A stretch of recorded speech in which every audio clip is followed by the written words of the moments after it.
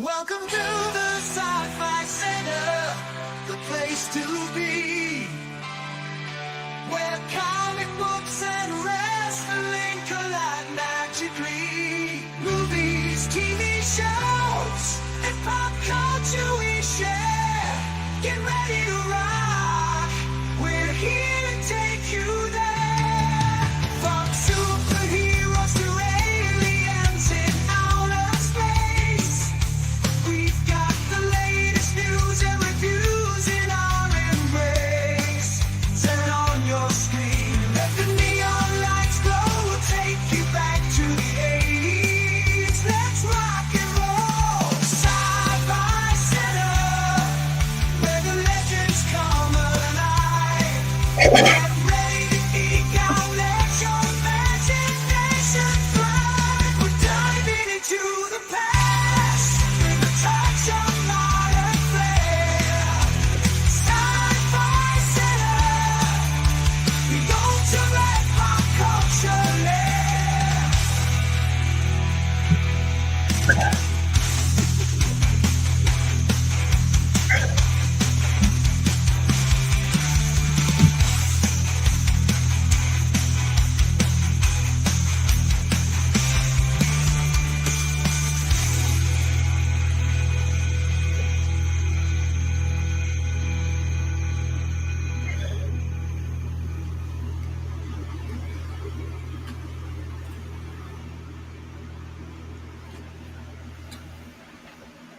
Good evening. Happy Sunday. Happy first Sunday of October.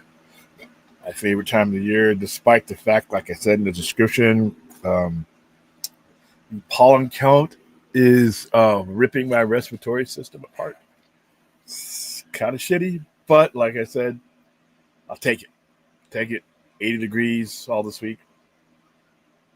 Ramping up towards Halloween and then the holidays, and then before you know it, we'll be at New Year's Eve and we'll be done with 2025. This year went by really, really quick. So welcome to the Sunday night live stream, the weekend wrap-up edition. This is where we visit any of the things that we touched on, either long form or short form during the week, any other extended questions that we might have on anything we talked about on Sunday from last Sunday till now. And get ourselves positioned for the next week. This next week we have Tron Ares hits the theaters. I'm sending a bunch of people to that. I'm not going to go see it, but I'm sending some people to it. The following week we have another movie that I'm going to sit out, Black Mass 2. But I got a lot of people who are interested in going to see that, so I will be sending you. Predator Badlands is coming up in November. Like I said, I saw the first 20 minutes of that at Comic-Con, and I cannot wait to see the rest of it. Haven't seen the Smashing Machine, but if Brad shows up tonight, he's going to give a review because he did see it. The only reason I'm seeing the Smashing Machine is because I think, because The Rock's in it. That's it. That's no. I don't care about the content whatsoever. No offense to the man who is being depicted here. It's UFC, it's combat sports. Unless there's a big name in it, and which is rare these days, I couldn't tell you anyone that was on the last UFC. And that's here in Vegas. I literally couldn't tell you anyone. Dana White. That's it. That's the only person I can tell you that was in the building. Everything else, it's kind of a blur. And when you talk about the early beginnings, which is, I guess this movie is about the early beginnings with some of the earlier people in UFC, it's even more of a fog for me. But I will eventually see this movie because I do believe Dwayne Johnson will be nominated, and it'd be a thrill to see a pro wrestler progress to the point where he's an Academy Award winner. I thought Batista would be the first one, but hey. All right, let's get some people here. William, did you hear Ridley Scott and said most modern movies suck, and that he only watches the movies that he made because they aged well. Yeah, I saw that, and that's something he would say. But he's Ridley Scott. Some of his movies, be honest with you, have not aged well though. Ridley Scott's one of my favorite creators, and Thelma and Louise didn't age well while I was watching it. House of Gucci aged backwards while I was watching it. That's a horrible movie in my opinion. And then some of his other movies have bored me. But he has made some that have aged well. Legend has aged well. Blade Runner, obviously, people didn't. It was ahead of its time. It has aged well. Alien. I mean, so he's right in some respects, but there are every director has those movies that are like just not, not the best. But you know what? He has enough in his library to where he just watched the rest of his movies for the rest of his life. He has an extraordinary catalog. So thought that was a little bit pompous for him to say that way, though. But he's Ridley Scott, so. Yeah, going outside, choking to death is not the best, but yeah, the 110 degrees will kill you. Hello, Brad's not here yet. Yeah, Brad is as usual late, if he shows up at all. Well, Ridley Scott would be telling everybody at closing in on 90, he can pretty much tell everybody to get off his lawn. But when you look at some of the stuff that's out versus some of the stuff that was out when he was making his best movies, I sort of agree with him, but not entirely. And when you've made movies like he has had, he's made, a lot of money, and he's made legendary movies that are like iconic movies. And you know what? I'm not saying you should say shit like this, but the fuck's going to dispute you. Be right back.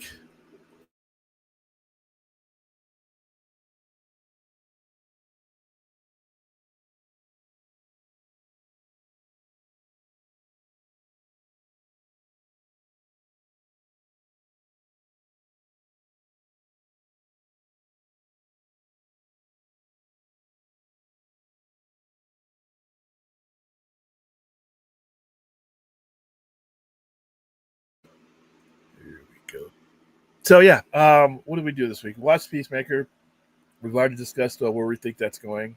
I think episode 7 is going to episode 8, the season finale, which I will be watching live before we do our watch party, because I know there's going to be a lot of spoilers on there. A lot of people are going to be purposely fucking it up. Here's the thing, guys. Some people want to experience it. Some people have to work. Some people, I know you can tell them to just stay off of, social media and block everything. But even doesn't matter what they do. Do you have to be a dick and spoil it for people? That's kind of an asshole mentality. I saw people do that for The Mandalorian when Luke came in and ruined it for people. It's like, and there was no reason, there was no newsworthy reason for them to do it. Everybody was watching it. Everybody who could watch it was watching it. Why do you have to be an asshole and fuck it up for somebody? You're not hurting a guy like me because spoilers don't matter to me. But so for some people, it is part of their enjoyment. And the people who do this stuff know that it's part of their enjoyment, and they fuck it up for them. So I'm not a big fan of that. I know it's going to go down, and it's pretty sad when you have to shelter in place to hide from that kind of stuff. But oh well. Let's see. Yeah, they're my favorite, especially when it reaches here sooner than later. Usually, my warning is when it starts to accumulate in the head and the nasal. This one went straight to the chest. It's kind of bothering me.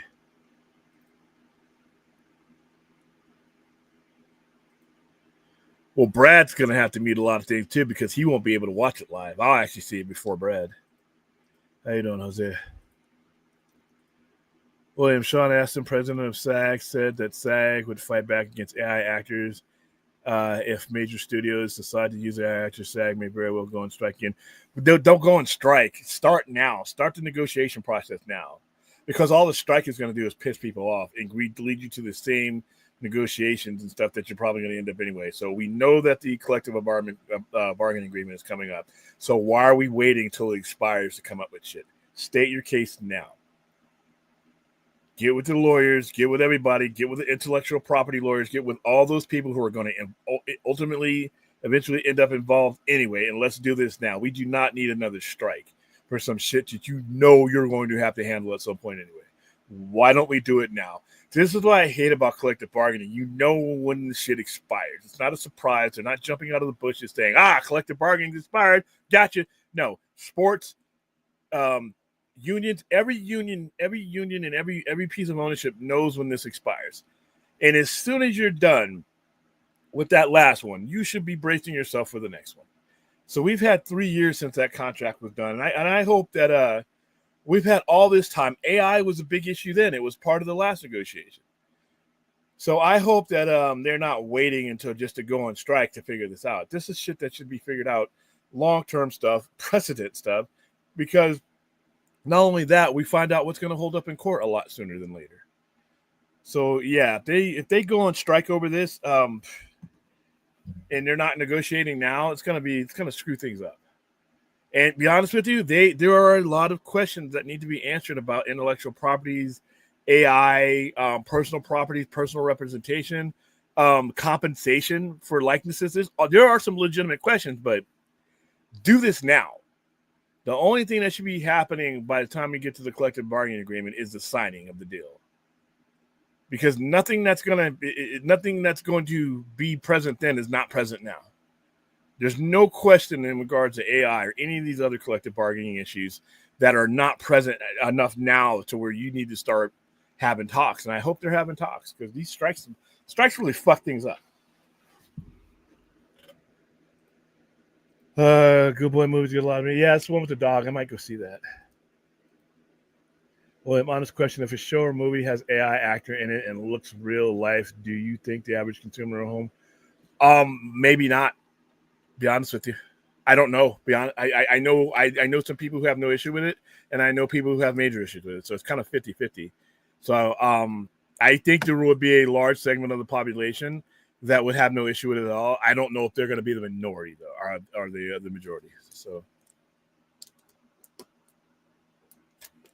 some people will be like, well, it looks like it talks like it, then that's it.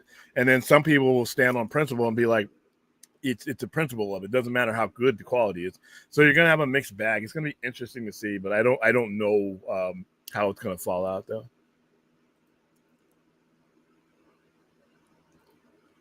What was the last movie you cried watching? Does William cry?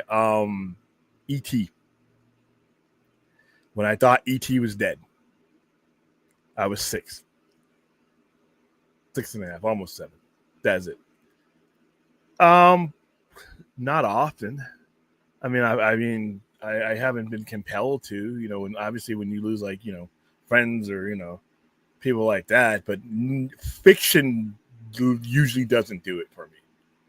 If I'm going to shed tears, it's usually because of a real life loss, but fiction and stories, it doesn't do it for me. I never try to put myself in a space where, I always like to keep my head on straight when I'm watching content and things like that. As far as gauging my emotions to appropriately assess what I'm watching, so I generally don't get caught up in the tear jerking stuff. But I can go to that's just me, and that's just my approach. Though there are other people. I don't if you cry, I've seen people cry in terms of endearment and cry. When I watched Empire Strikes Back in the movie, people cried when Yoda died, and I'm like, so people are different, but for me, no. Usually, it's been decades since I cried in a movie theater. Let's see. Where is Brad?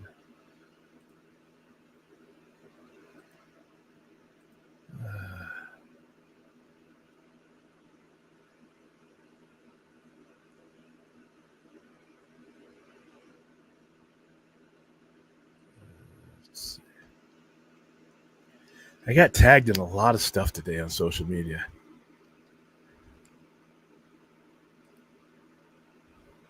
Somebody tagged me in something to where what director has made 3 great movies in a row, and obviously for me it was Denis Villeneuve. And I chose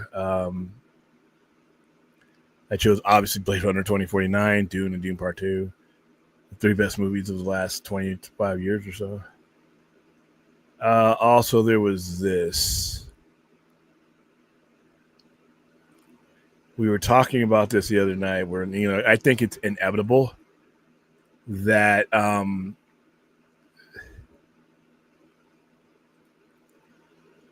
thought it's inevitable that Ultimate Absolute Batman. Somebody bought this up. And then the question was, would you watch an Absolute Batman animation? My response was, it's probably about the only way you'd get me to watch that personally. And my main thing, too, was that if they do this, and like I said, I think this is inevitable with the numbers that Absolute Batman is doing. I think this is inevitable that you get something like this, either animation, video game, or live action. I saw a lot of people on the thread. They're like, no, I don't want it to corrupt my my Batman anime series because they think of that as their own little world. And I'm like, that's fine. But me, it's like, my response was, just don't make the same mistake that you made in the 90s. Don't neuter the character. Don't transform the character into something digestible for babies. Make it bloody. Make it brutal. Make it Batman. And if you do that, I'm down for this. I'm down for Absolute Batman in any form you can give him to me. We could do it. If you had told me, not the biggest fan of the Lego movies, I mean, I don't hate them, I just don't care about them. But if you did Absolute Batman Lego, I'm there. I think the story is quality enough to transfer to any platform, but I think this is kind of cool. Let's see what we got here.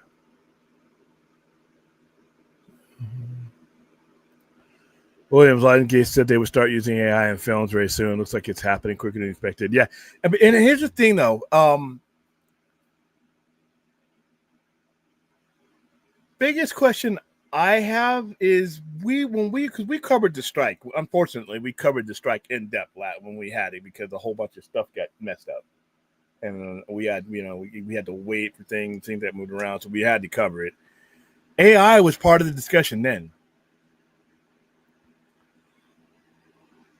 I don't see why we didn't come to some type of agreement then, because when's the next collective bargaining agreement? It's coming around. So there's this one. Like I said, I don't think you need a strike to figure this out. I just think you need to start talking. What are the parameters?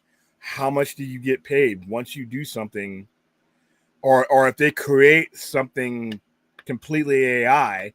Are they contractually, is that, that's not part of a union. If you're creating programming, the people who create the programs are going to be part of the union, their own union. But if the studio is creating something, an original whatever, and they're using AI and they're creating an AI personality, technically that's not beholden to any union or anything like that.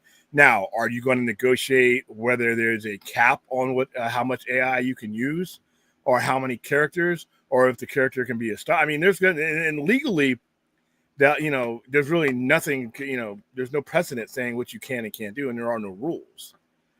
If a studio wants to do all AI from front to back, the dog, the cat, main characters, everybody, and just doesn't want to use a human, I don't know if there's any rule or anything that they're going to come up with to remedy that.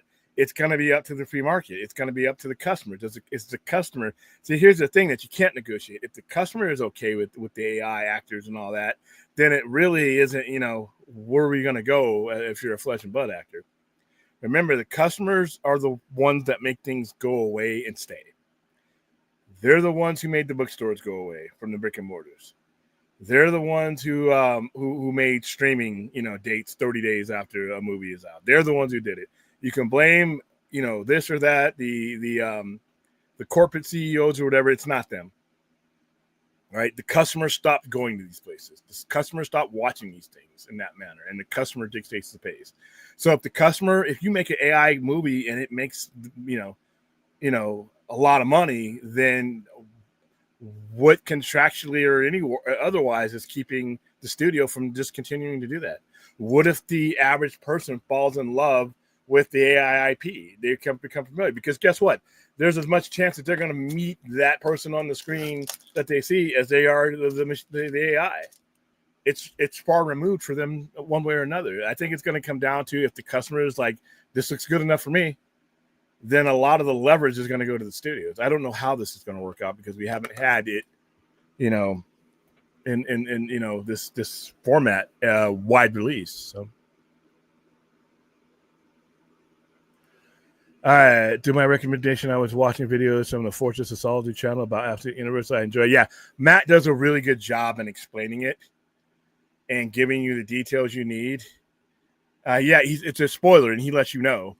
But I still think his interpretations leave a lot to be interpreted by you as the reader. Oh man, I'm all dried out now because of the allergy meds. Ugh.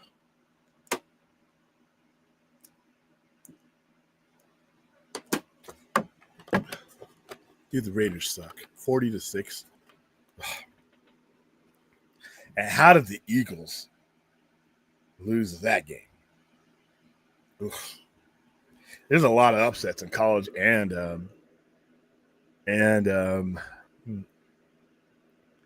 AI is bad for entertainment. Anybody who endorses are soulless.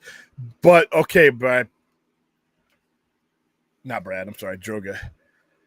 Once again, your opinion is valid, but in the face of the consumer, it doesn't hold any water. Even if I agreed with you, if they put the product out there and the consumer likes it, it doesn't matter who endorses it or not. Supply and demand.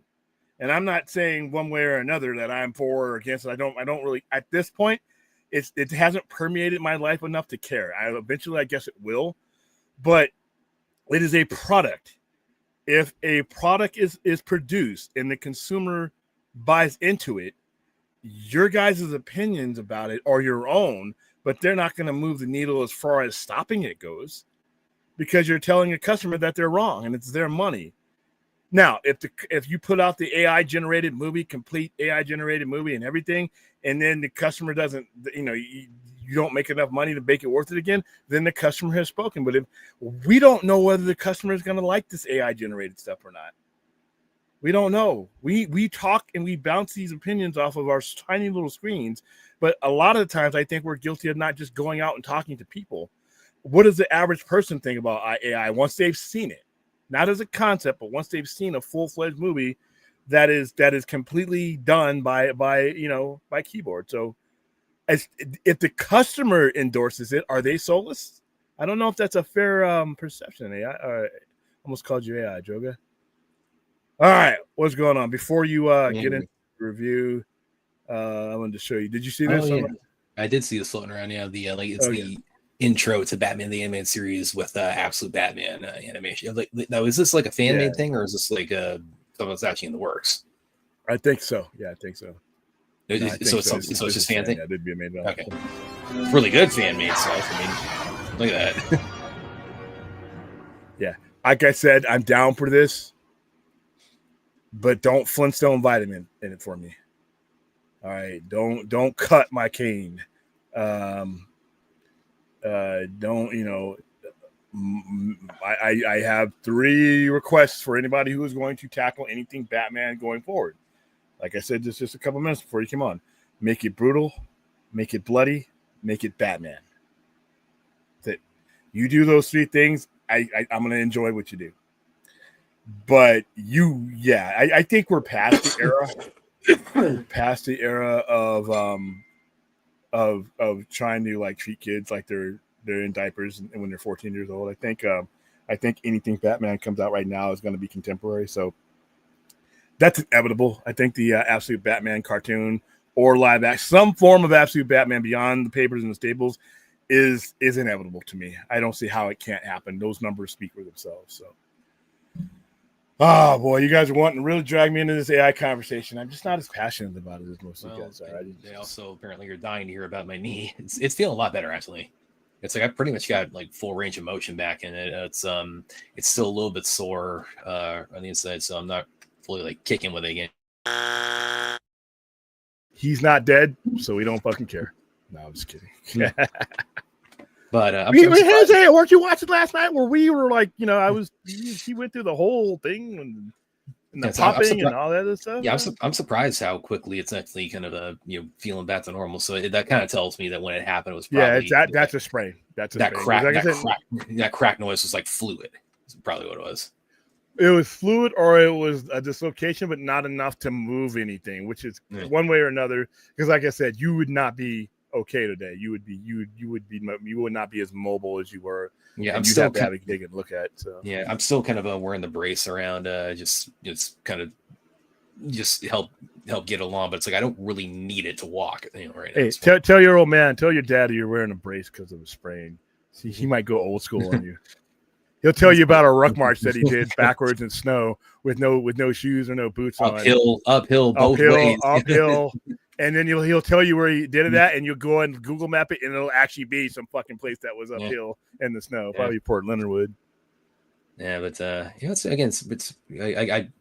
should consider myself lucky that you're extremely lucky. You're a dude who needs his joints. I think probably what it is because I was on the mat, and the mat is like it's squishy, it gives. So because it was like a hard floor, because I think what happened is my foot just kind of pressed into the mat while I was getting swept. So, and it just got stuck, and it just like keep going. So it's like I got the pressure of like the floor coming up, and like my body and the energy of that going down, and it all just kind of converges on my knee, and it just pops my knee a little bit there. But again, not enough. I guess it's like a dislocation, but not enough to like.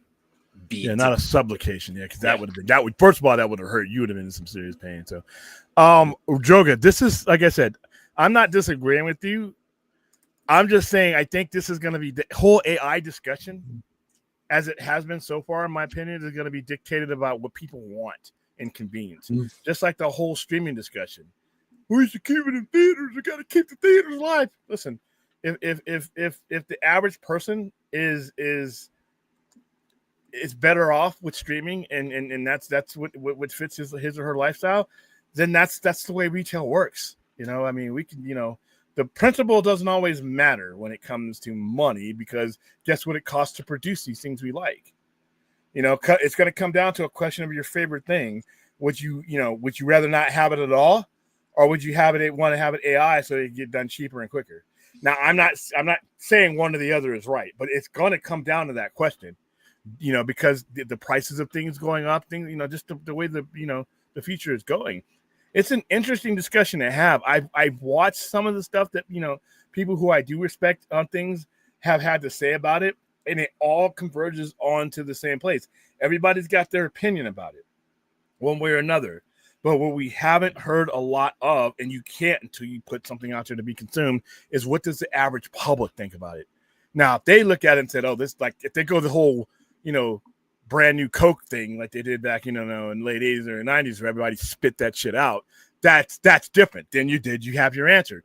If they see this AI stuff and they're like, I can't watch it, it doesn't feel right, then you have your answer. But right now, we haven't really produced enough of this stuff on this level, mass consumption wise, in theaters or anything like that, to really answer that question. And it can only be answered by the consumers. And, really, so we're in a new era, man. I'm still saddened at the lack of real intelligence, let alone artificial. Yeah, there we go. It's weird. Let's see. Oops. Ooh, wow. Fucked that up. Let's see. You have a feeling another strike will happen because of Tilly Norwood, our original. Yeah, that's really going to be. Again, they've already like SAG and a whole bunch of different agencies. They've really, and like a lot of actors individually, like all come out. They're not. Tilly Norwood is not getting on anybody's like Christmas card list. Let's put it that way. Yeah, but here's the thing, though, and here's what both of these guys really need to get a gauge as how acceptable is this to the masses, because both the studios and the actors and the writers and the directors guild rely on the responses of the masses one way or another, no matter what platform we put this stuff on. They need a lot of eyes wanting to see this stuff on the streaming, PVOD, or in the theaters. If they are gauging this and the fan is like, oh no, this is kind of creepy, then there you go. But if people are like indifferent about it, and like I said, I've heard certain people get passionate about it, but not enough people to where I can gauge whether this would fly or not. And once again, there's no legal precedent for this. This is going to be something that has to be negotiated. But it's going to be what the studios will do is they'll use it as leverage. They'll try to lowball the live action people, say, well, why the fuck am I paying you $5 million? Why don't you take $1.5 million? Or I can get for like almost crumbs, I can get Tilly over here to do it for and what's going to be the legal recourse of the actor in the union, because there's nothing in the collective bargaining unit saying that they have to hire you as a human over this person. There's no percentages or anything like that, not yet. And once again, even if you were to negotiate that, if I'm the studios and if I get a feeling that the fans would be indifferent to it, why would I negotiate that with you? It's just a weird situation, you know what I mean? But I don't think it's as black and white as some people say it is. It's like, we can't endorse this, can't endorse that. It's not up to us to endorse. It's up to the family of four sitting at home or coming to the movies that's going to have the buying power to do this. So, I'm just looking. Let's see. Yeah, Little Stray Cat. No, we're not doing it on panel. We don't do that usually on Sundays anyway. Let's see. Oh, there was another one made of him throwing axes at criminals. Yeah, see, Batman, like I said, I am so happy. Every time I think of the Absolute Universe in the catalyst that it has become, it's just natural to see this on other levels. I think Absolute Batman is the doorway to bring people in to all DC. Because it's giving you these stark, brutal interpretations of these characters that really are the best aspects of those characters, especially Wonder Woman. To be honest with you, Absolute Universe or not, the Wonder Woman in Absolute Universe, Absolute DC is the best version of Wonder Woman currently being told. And I haven't had this much fun reading Wonder Woman since this Wonder Woman Dead Earth. I think it properly depicts her. I think it properly depicts the mythology and how it's intertwined with the science. So somehow that they've made a universe that's supposed to be an alternate universe based on dark side energy, they've actually made, in my opinion, what Wonder Woman should be. Superman is different. Batman is different because the circumstances are different. But if you've been reading Absolute Wonder Woman, it's really not that different than obviously she wasn't raised in hell, but she's still dealing with the Greek gods. She's still dealing with, with magic. She's still dealing with, the same type of stuff that, in my opinion, they've kind of strayed away from in Wonder Woman. Let's see, Vision Pro Spirit. Well, and besides YouTube, every other streaming site doesn't tell you how many people watched a film or a TV show. Most of them don't, because most of them are never going to give those numbers out because those are internal numbers. And once those numbers are out like that, you can't manipulate, people into buying your stock and your product. I mean, once they're in, shareholders have a right to know that. But, and people were relying on Samba's terrestrial TV. I mean, I have my terrestrial TV on here right now, but it's on games and stuff that I watched earlier this afternoon using my phone. I have yet to watch Zack Snyder's Justice League on a terrestrial TV. That's been out since 2021.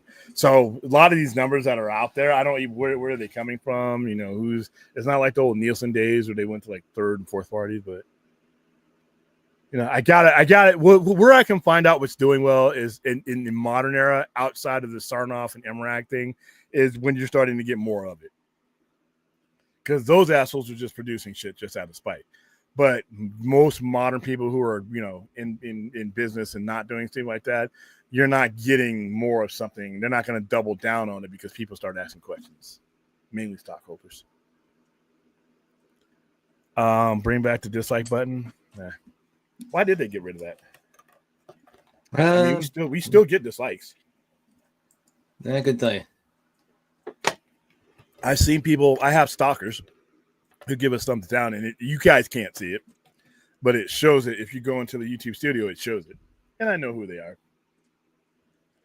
I know who you are. Don't care. But, Paul, how you doing? Really like John Cena's performance in the latter part of Peacemaker season 2, episode 7. Thought it was a high point of the series, even though to me it's mediocre. I think that's the best 5 minutes of his career acting wise. That really hit me when he lets out that scream, that childlike scream coming from that adult body, because it is his childhood screaming out because of what's about to happen to his brother again. And then he layers that scene where the brother's dying, the flashback onto what's happening to his brother now. So he's not just making noise. You feel, because of the context that's been laid out there since season 1, you feel what he's going through right now. And I think James Gunn is getting better and better at that. I think he's better at it when he has more material to work with, when he can go back to a character a couple of different times. And that's the case with all of these characters when it comes to Peacemaker. Even Judo Master. Listen, every time Judo Master was on my screen, I was like, how long is he going to be on my screen? Because I want to turn it. He was meaningful in that episode. When they're sitting there playing Scrabble, and she's talking to him about her relationship, and he's like, have you put yourself in her shoes?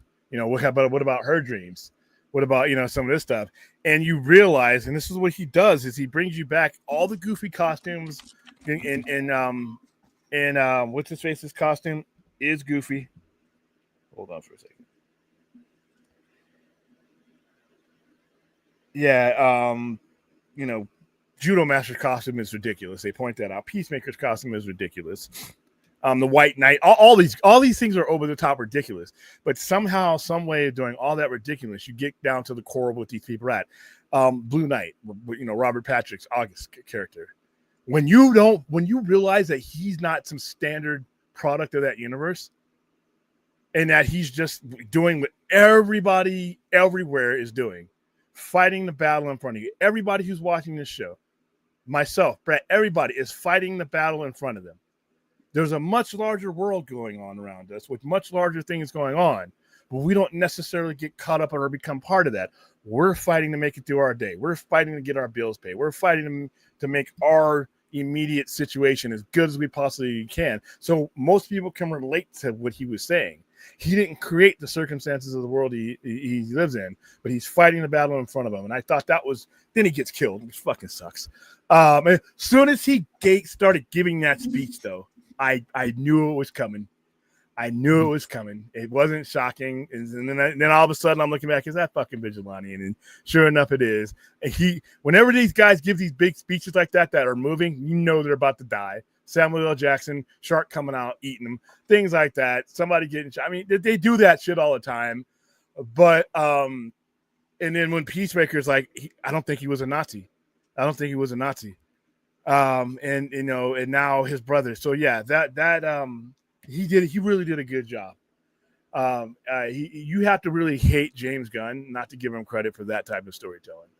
If you can't, in my opinion, if you can't see how far he has progressed and how far he's brought these characters along, I don't know what you're watching personally. But yeah, I don't think the show has been mediocre. I actually think this season has been better than last season. But that's just me. Everybody's going to be, some people just don't like Peacemaker at all, which I can understand.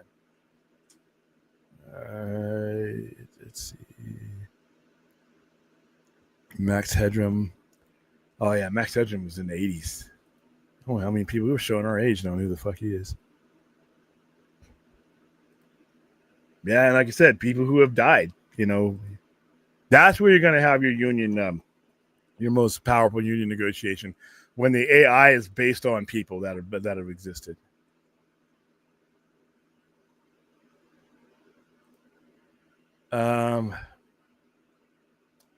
Never put on a Wonder Woman costume. I was willing to if we had reached our AFSP goal. We didn't, so and I had it ready. What is it? Why do you guys assume that I want to talk about? I just don't feel like things getting weird on a Sunday. Sundays, I'm relaxed. This is Conversations going wherever it is, it flows. I hate daylight savings all the time. I think it's, I mean, especially the one that gives the hour back, or I'm sorry, surrenders the hour or watches it helplessly get stolen. Whatever you want to talk about it. I'm so happy. I'm so happy we're inside of a month of I think it's November 6th or 7th.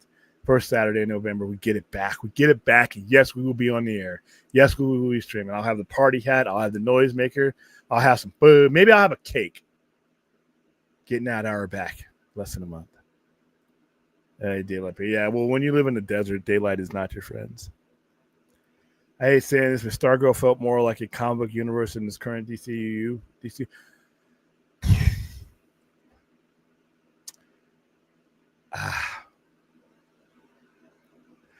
What defines that, though?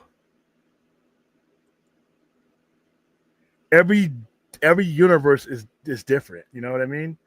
So what defines what one is more? Who define?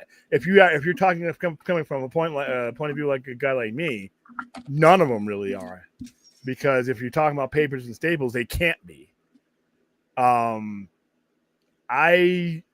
In order for me to ever have made that assessment, I would have to be comparing the universes to other universes, and I don't think that's fair for me. I didn't like it when DCEU was being compared to Marvel and so on, because everybody puts their story and their universes together differently, and they appeal to different people. So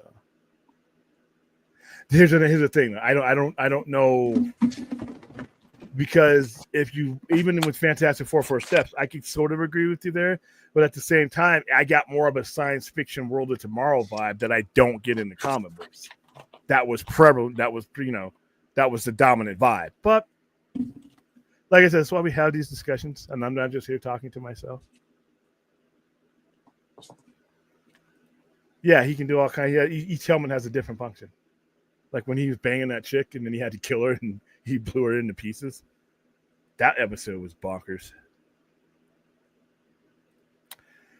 I think the odds are against it, but okay. As much as he better fucking not. What we feel about him doesn't mean anything. If a new ownership comes in that is far removed and makes an assessment, not saying I would agree with it, that this person has name value and that the general public would buy what he's selling, then it'll happen. But remember, it won't happen because fanboys and fangirls feel a certain way. Because even amongst us, there are people who will still buy his product. There were still people who buy his product. What you guys have to understand, because you feel about something some way, doesn't mean everybody else will.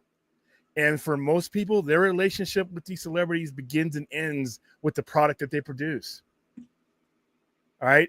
Athletes, and I always say this, athletes, movie stars, not everybody is required to look beyond what they're paying to see. Deshaun Watson, 21 rape allegations. 20 of them had to be settled out of court. Suspended half a season by the NFL. Got a $238 million guaranteed contract, and had he played up to it, people would have been cheering for him. Kobe Bryant from my Lakers was literally helicoptering back and forth and to Vail, Colorado, to LA and Detroit during the 2004 NBA Finals before those charges were dropped. Those Laker fans didn't give a shit what was going on. They cared whether he could put that ball into that hoop and score 35 and get 10 board. And to be honest with you, our versions of right and wrong and whether we hate somebody is not relevant if the buying public says, I want to see that guy. I want to see that director. I want to see that content. Our personal feelings aside, we can hope to hell. But majority of people, whether you like it or not, their connection with these people is what they put up on the screen, what they can score for them, and what they can do for them during the 2 hours they're paying to see them. And that's it. Right or wrong sometimes when it comes to these fat cats is whether you can still draw or not. And they put those weather balloons out there. They'll put those weather balloons out there. You'll start seeing things, hints drop. And they'll test the waters to see if there's if there's still a community of people who will buy into it. And then you also have, a lot of the stuff that, these people are accused of or done from hasn't gone through the due process. A lot of them are rumors, or a lot of them are testimonies from other people. You as a customer have the right not to believe any of that shit if you don't want to. So, yeah. I can't tell you whether Joss Whedon will ever work on a DC film or any show. I can't, because, like I said, the consumers will dictate that. And the only thing I'll say on it, the only concern I have, the only perspective I have on it is just if Gunn is actually stupid enough to bring Whedon into what he's doing, you will see me tweeting fire James Gunn. You will see me tweet it enthusiastically. Okay, and it'll I'll be just like leave it at that. It'll be like pee in a hurricane. Because by the time that anybody has made that decision, I will not be alone in that. Believe you me.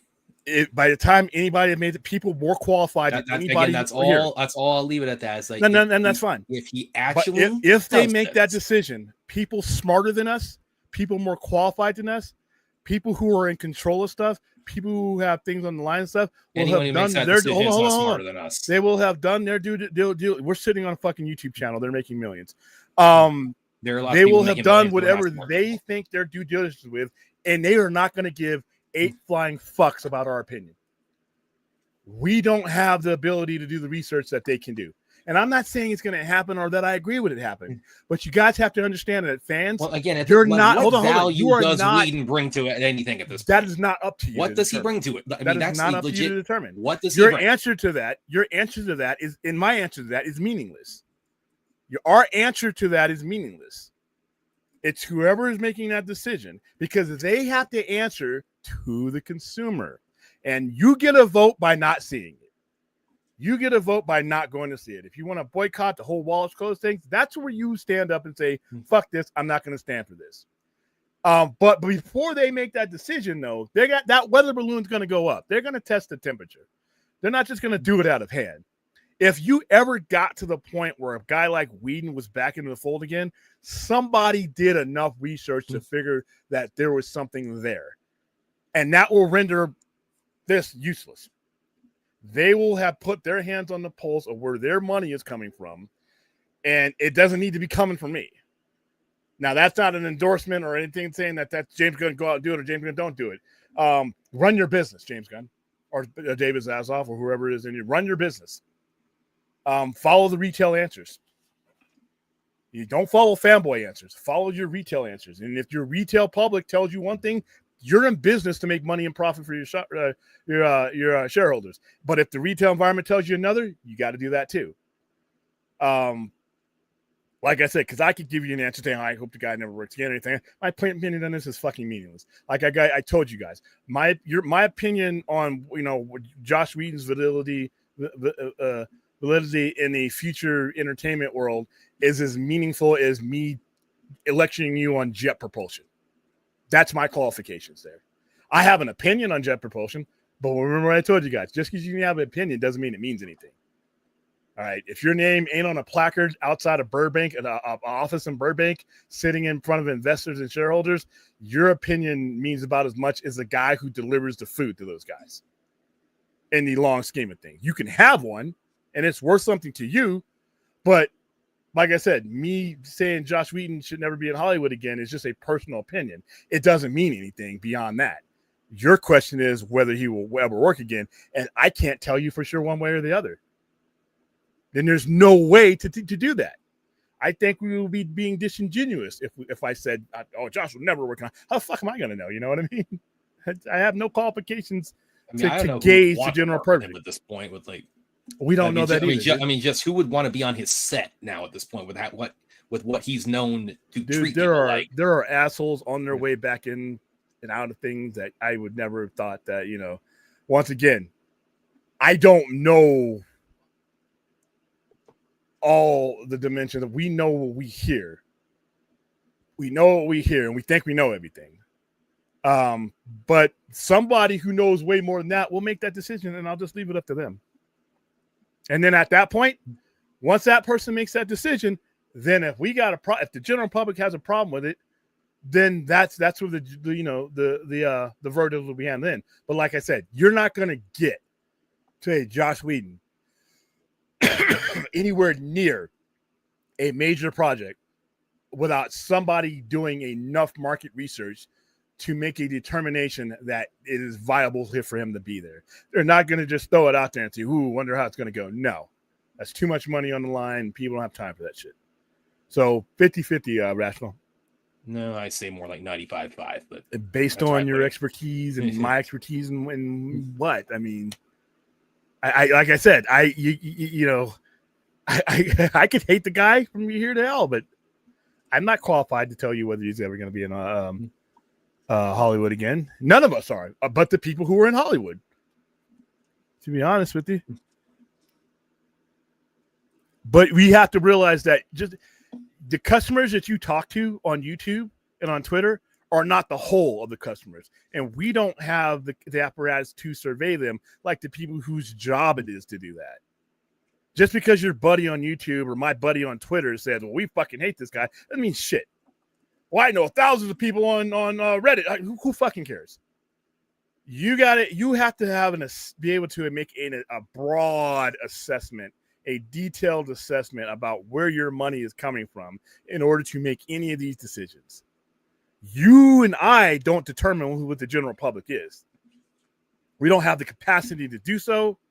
We can talk to our buddies, we can give our opinions, but there are people in places making six figures and that have spent their entire lives doing marketing research and stuff like that it's laughable that we put our opinions with theirs in this decision making. It's laughable. It's me putting myself in their category in their decision making. Literally is that meme where the person's putting on the clown's shoes and putting on the makeup and putting on the rainbow wig. That's what that is. That's the equivalent to what that is. None of us really have that capacity to do that. So yeah, just your friends and your family and your buddies ain't the general public, and you don't have any means to gauge that. Let's see. Paul Diesel. Vin Diesel said that he wants to bring back Paul Walker's character Brian back to the franchise in the next movie. How are they going to bring him back? AI or cast his younger brother? Probably going to cast. Just a guess. I think they're going to cast his younger brother. Yeah, that would be the least controversial way, because I think the fans of Fast and the Furious might chase Vin Diesel up a hill if that were to happen, and I think they're okay with moving on from him in other ways. But if they were going to do that, I think he would go.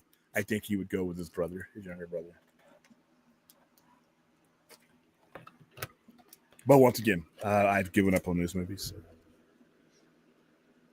Let's see. I got some thoughts on that I might be sharing in the near future about Fast and Furious. We're back with the duck. The duck kissing. The bestiality. Yeah, Clint, when are you going to change that avatar, man? Because it drives me crazy, so it'll never change. Brad, from all the bad I have heard about Whedon, I think to myself, you could throw a stick in Hollywood and find somebody who has done something. Yeah, and like I said, you could throw an entire tree into a crowd and you probably wouldn't hit anybody that cared. We care because we focus on this stuff.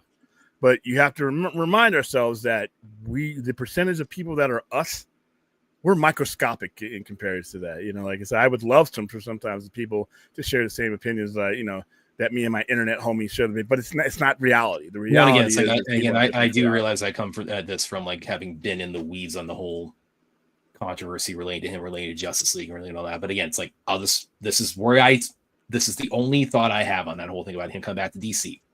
If Gunn actually has the hubris or the idiocy to do that, you will see me call for him to be fired. You will see me encourage other people to call him to be fired. I will leave it at that. Add thousands of people to that, and like I said, it'll have the same effect as you peeing in 100 degrees or 100 mile an hour wind.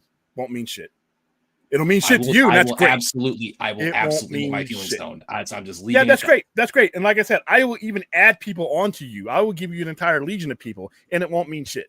I will devote an entire. If we got that news, nobody will fucking care. Oh, I'm going to get on Twitter and if we got that news tomorrow, if like that news hypothetically came out tomorrow, if you got that news tomorrow, smarter people than us made an assessment that we are not qualified to come to. I will hijack the show and make it all about that. So what? And what our audience is going to make it. I mean, once again, realize who you are, where you are, and how loud your voice carries. All right. You know, like I said, you can have that opinion. I can respect that opinion, but understand, like I said, just because you have an opinion doesn't mean anything in the broadscape. And other people who have the apparatuses to make those decisions. Now, if they came out tomorrow and said, "Oh, I'm gonna do it again," I'd be like, you know what? I don't think I'm interested in that product. I'm not gonna get on a fucking hate stream. I don't give a fuck. I'm not sitting in your office. I'm not talking to your investors. I have no skin in the game. All right. I'm talking to the audience. Now, if the audience says, you know what, if I put out surveys, and there's ways to do this because they do it all the time, and put those feelers out there, or whether the general audience would go see this, go see that, there's ways that they can find that out. And if they come to the assessment that yes, that's the answer, you're talking about a sizable measure of people that render us 3%ers that hang out on the internet meaningless. Noisy and loud, but like I said, meaningless. You can't assume that other people give a shit about the things that you give a shit about.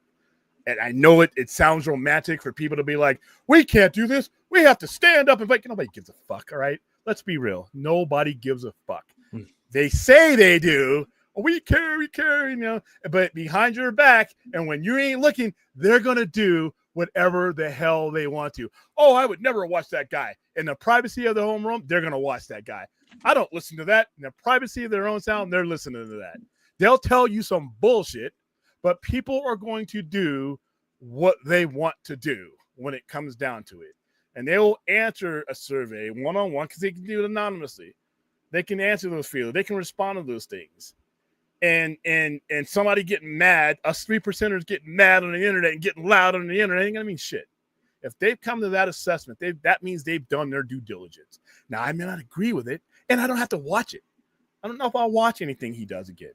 That's a consumer opinion. But make no mistake, if they even got into the ballpark of that vicinity of that decision, they have done which would be a bad research decision than you could ever imagine. You can call it a bad decision. Like I said, I can tell that, you know what, it would be a bad decision. The brain surgeon over there, I think what's he's holding a cowboy. I look like I said, putting on the clown wig and putting on the makeup because this is where the brain surgeon gets a malpractice suit. Yeah, that's the equivalent of us thinking we know everything. We literally look like clowns sometimes, and not just with the weed thing, with all this stuff. You know, we always look at it from our point of view, but we don't look at it from the people who actually have a point of view, and whose point of view actually means something sometimes. You know, it's like that's the thing about social media and the internet. If you talk to each other and bounce your opinions off of the same fucking people all the time, then yeah, you'll feel more validated than anything. But you're not the one with the data. You're not the one with the research. You're not the one whose ass is on the line if this doesn't work, sitting behind a computer in front of a fucking webcam. Just understand where you are, in the process. That's all I'm saying. Yeah, smash the like. No, it's not dumb logic at all. It's not. Oh, depending on what he's saying. What is he saying in particular is dumb logic? That would be saying that I would make my feelings known if. No. That's not dumb logic, Omega. It is relevant to Brad.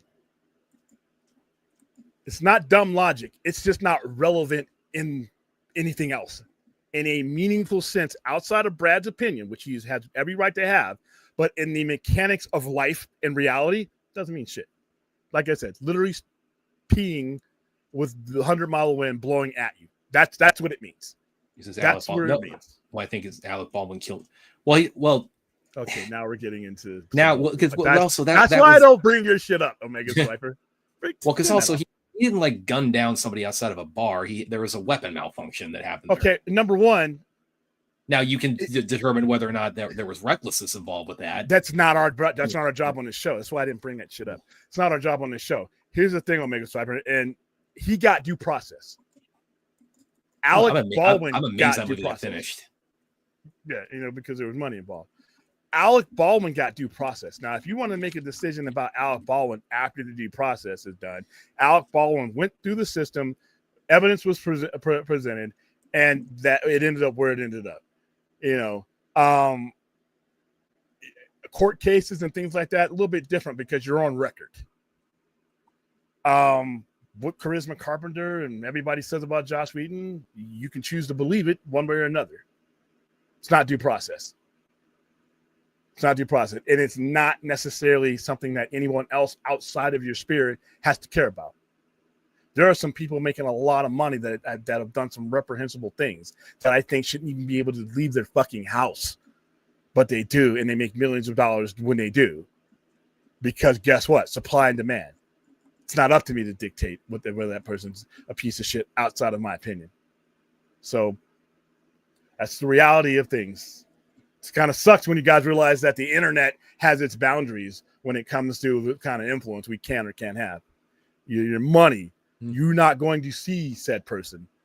You not buying the t-shirts, the shoes, and the jerseys and that. That's where they listen. That's where they listen. And contrary to what they've researched done. But like I said, the Cleveland Browns, like there's nothing more egregious than what he did other than kill somebody. The Cleveland Browns assessed that the fans of Cleveland and the state of Ohio would be okay if they did it. Now, I'm losing my voice saying, are you fucking kidding me? But I don't matter. I don't matter in that long form because guess what? I'm not going out into the snow wearing a damn dog mask and a helmet in 30-degree weather paying $1,000 for season tickets. I don't matter. They researched within the people that mattered through their decision. I was not part of that. I don't mean shit. In the process of that decision making. Do I think what he's accused of would I have done it? Fuck no. I don't care if you found not guilty of all of them. You don't have to settle. I now have to talk and answer in press conferences about all it. No, we're not doing it. But what do I have to make that decision? My own opinion about that. The Brown family, whoever owns that, they did investigations. They looked at all the case reviews. They looked at all the stuff that weighed in on their decision making, and they made their informed decision. Whether I agree with that decision doesn't mean shit. All right, and especially in light of the fact that I don't have the means to fully investigate it. All I'm hearing about is what I hear on the internet. All I hear about is where I hear about he said, and testimony and stuff, because settlements we'll never know because they signed gag orders or non-disclosures. So, we have all this technology, but in many times we're probably the most ill-informed people out there. The internet is not due process. Okay. It's just not. All right. So yeah. When you're talking about, people who have gone through the system and, that's different because you have stuff out there. But even then, you got people that have been in prison and get out and get acting jobs. So, you just got to remember that. That's all. How did that come up? I think it was Chappie. I saw Good Boy, one of the best performances of the year from Indy, the Retriever. Yeah, I saw that dog at the that dog was at the premiere too. Oh, hi Ray. What's going on? Hey Ray. Rational's got to go. Michael Caine coming out of retirement. Yeah, I saw this too. Like, of all the things he's going to come out of retirement for. I thought he was going to stay. Well, he's 90 plus. So what's Daniel Day-Lewis said he was retired. That's like I said. This guy's he's not 90. Danny Lewis. Yeah, what is he? 70?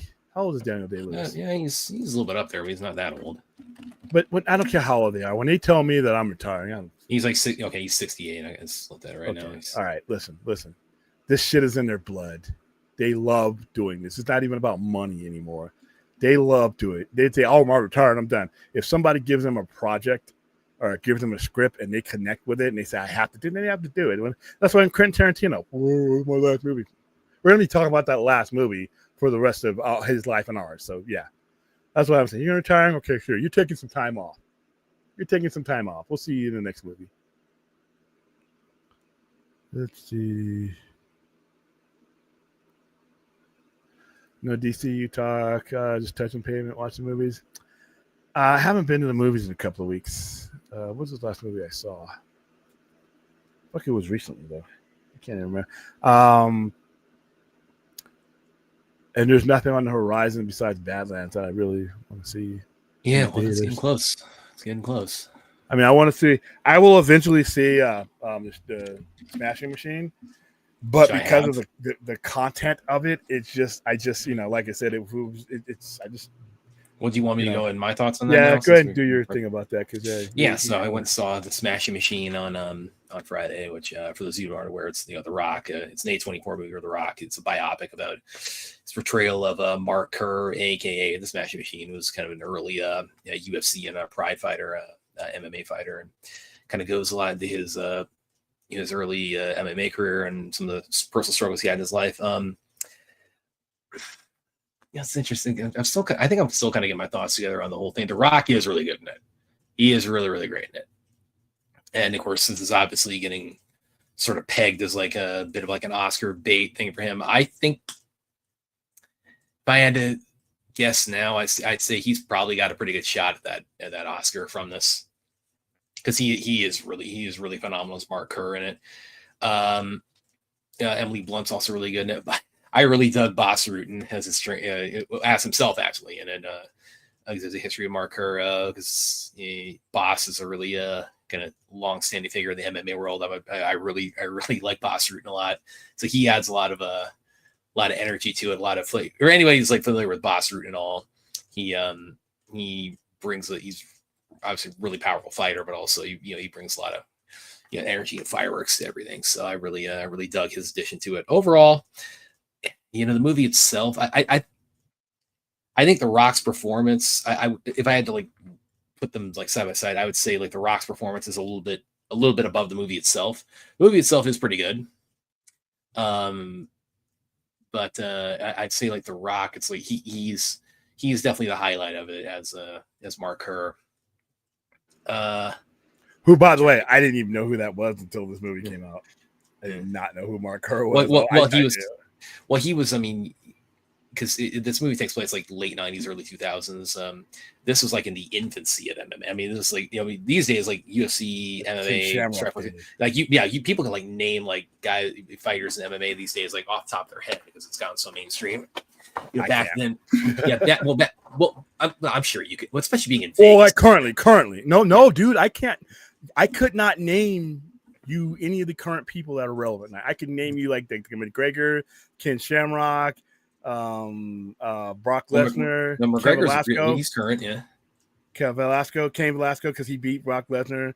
Mark Mir, the guy who beat him, or he beat for Frank Mir, or I think his name is. What's the guy? George St. Pierre. I like, and let me guess, you probably discovered him through Captain America: The Winter Soldier. No, I actually was listening to sports radio when MMA, because they covered it a lot. So Ken Shamrock, Dan Severn, I think, was the UFC guy. He was also in 78. The dude who Nate Diaz, because of Conor McGregor, and the never guy that Conor McGregor had no chance of beating, but still went up the weight class and fought him anyway. The guy was undefeated. Like Ronda Rousey, like you could. Ronda Rousey. What's her face? When she was in her, what's her face? The one we were talking about. We were not going to blow up the show talking about her. Gina Carano. Yeah. Gina Carano. Well, they're not. They're not. Holly Holly still is. Gina and Ronda. They're not currently. What's the one girl? She had all the titles. Amanda Nunes. Is that she? Yeah. Amanda Nunes. Yeah, this was a little bit, and there is a point in the movie where he does shave his head, so he looks more like The Rock we know now. That hair was a little bit off, I admit. So I can name, like I said, but no, most of the guys I named are not like they're not in. Well, and like me personally, it's like I wasn't overly familiar with Mark Kerr before like this movie was announced and The Rock was a part of it. So I just knew he was playing a guy who was much whiter than he was. That's what I knew about it. I'm like, that's The Rock, because I saw the picture. That's how I. Well, I mean, no, Mark Kerr, he's it's interesting because like I believe he's mixed. And if you look at him now, he actually makes a cameo in the movie too, like the last scene where they kind of have like the whole, and this is where their life went after all this stuff, kind of like closing credits. I like them when they're still alive, by the way, and they haven't had a tragic fucking. Those are kind of cool. Yeah, which that is the case with him. He makes a cameo as like when the kind of the main story wraps up. The last scene has Mark Kerr as as today, and what he looks like, and it's interesting because you say like, yeah, he's whiter than The Rock. Again, Mark Kerr, I believe he's mixed, but he. But the picture I saw, and they said this is The Rock, I'm like, that's not The Rock, and he was like shades lighter than he ever was. Yeah, here's his Wikipedia pulling up, and that's some dedication. I would love to see The Rock win because I think he gets a lot of heat. Okay. Yeah. But see that picture that they showed of him though when they first showed of him. Yeah, I agree. The movie, I'm like, who is that? He looks pretty young. How old is he? He's 56. Okay, he looks good. Well, you keep yourself in that kind of shape, but I don't know, man. So his mother was Irish, his father's Puerto Rican, so yeah, he is mixed. But yeah, it's I don't know, maybe something about age, like your complexion will like lean one way at one age and lean one way. Puerto Ricans, you got they're starting to get into that black dome crack circle, man. Look at Ben. I think with Ben Everett, is it Ben Everett? Man, every time I'm on the vodka stream with him, I'm like, I hate him because he's older than me and he looks like he's fucking Bernie Hudson again. Yeah, he's like Bernie Hudson, God, man. He's not drinking vodka; he's drinking that damn root for elixir of life.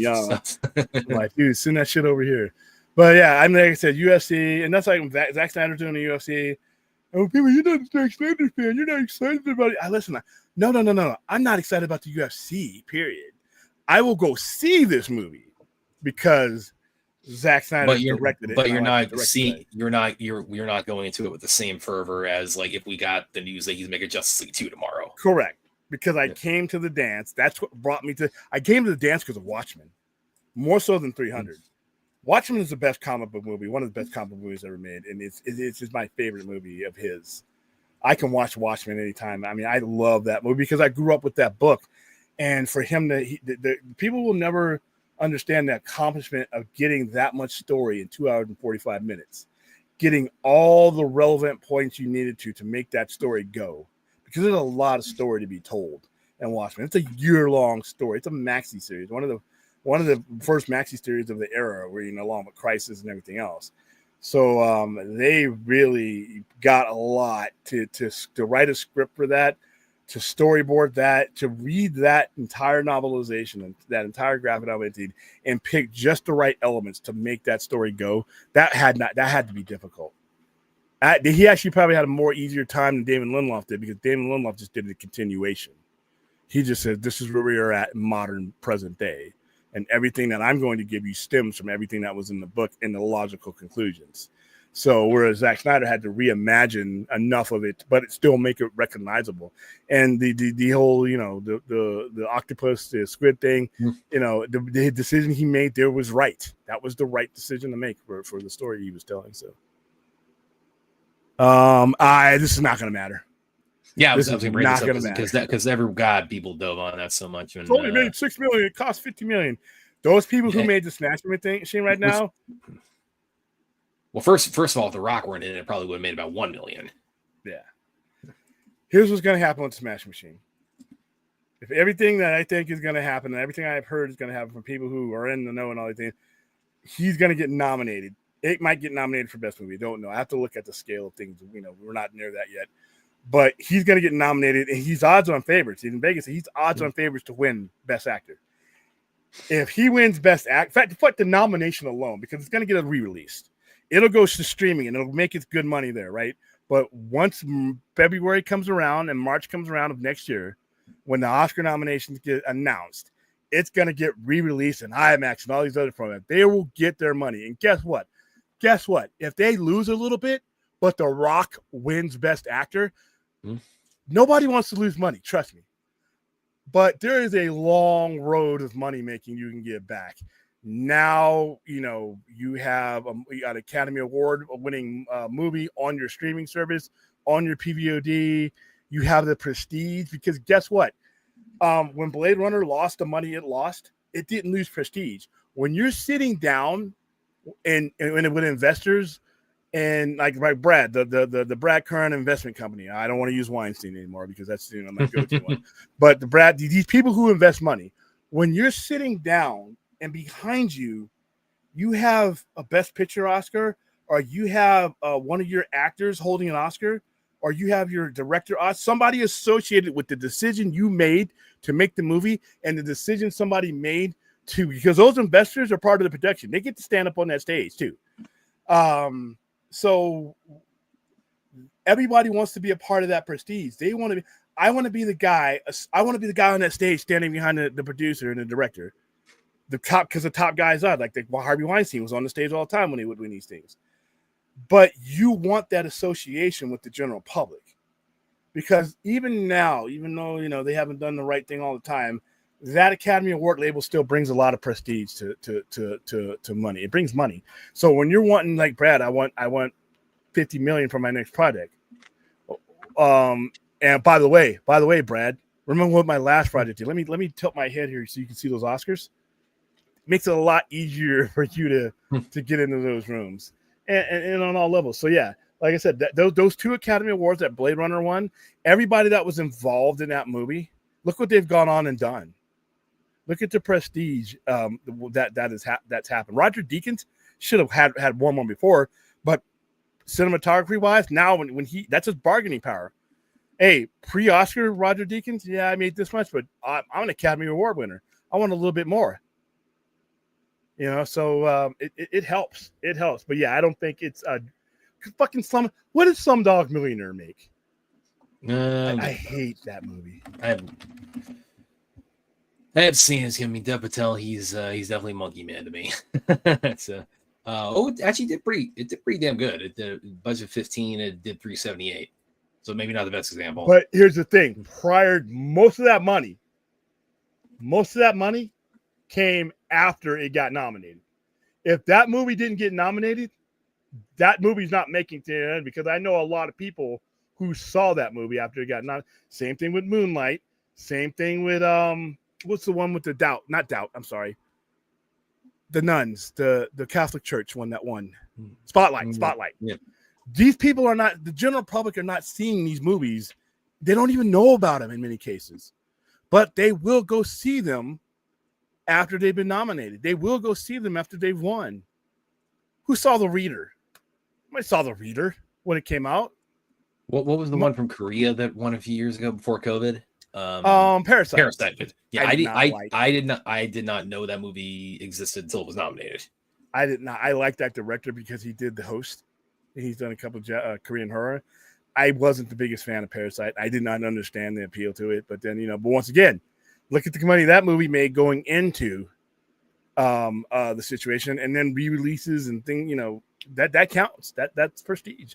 I wish the Oscar voters would live up to that prestige by fucking watching the movies. Yeah, but that's a different story. But yeah, I was also going to mention that with the talk of Smash Machine. It was it didn't break the box office this weekend, but I mean wasn't their goal.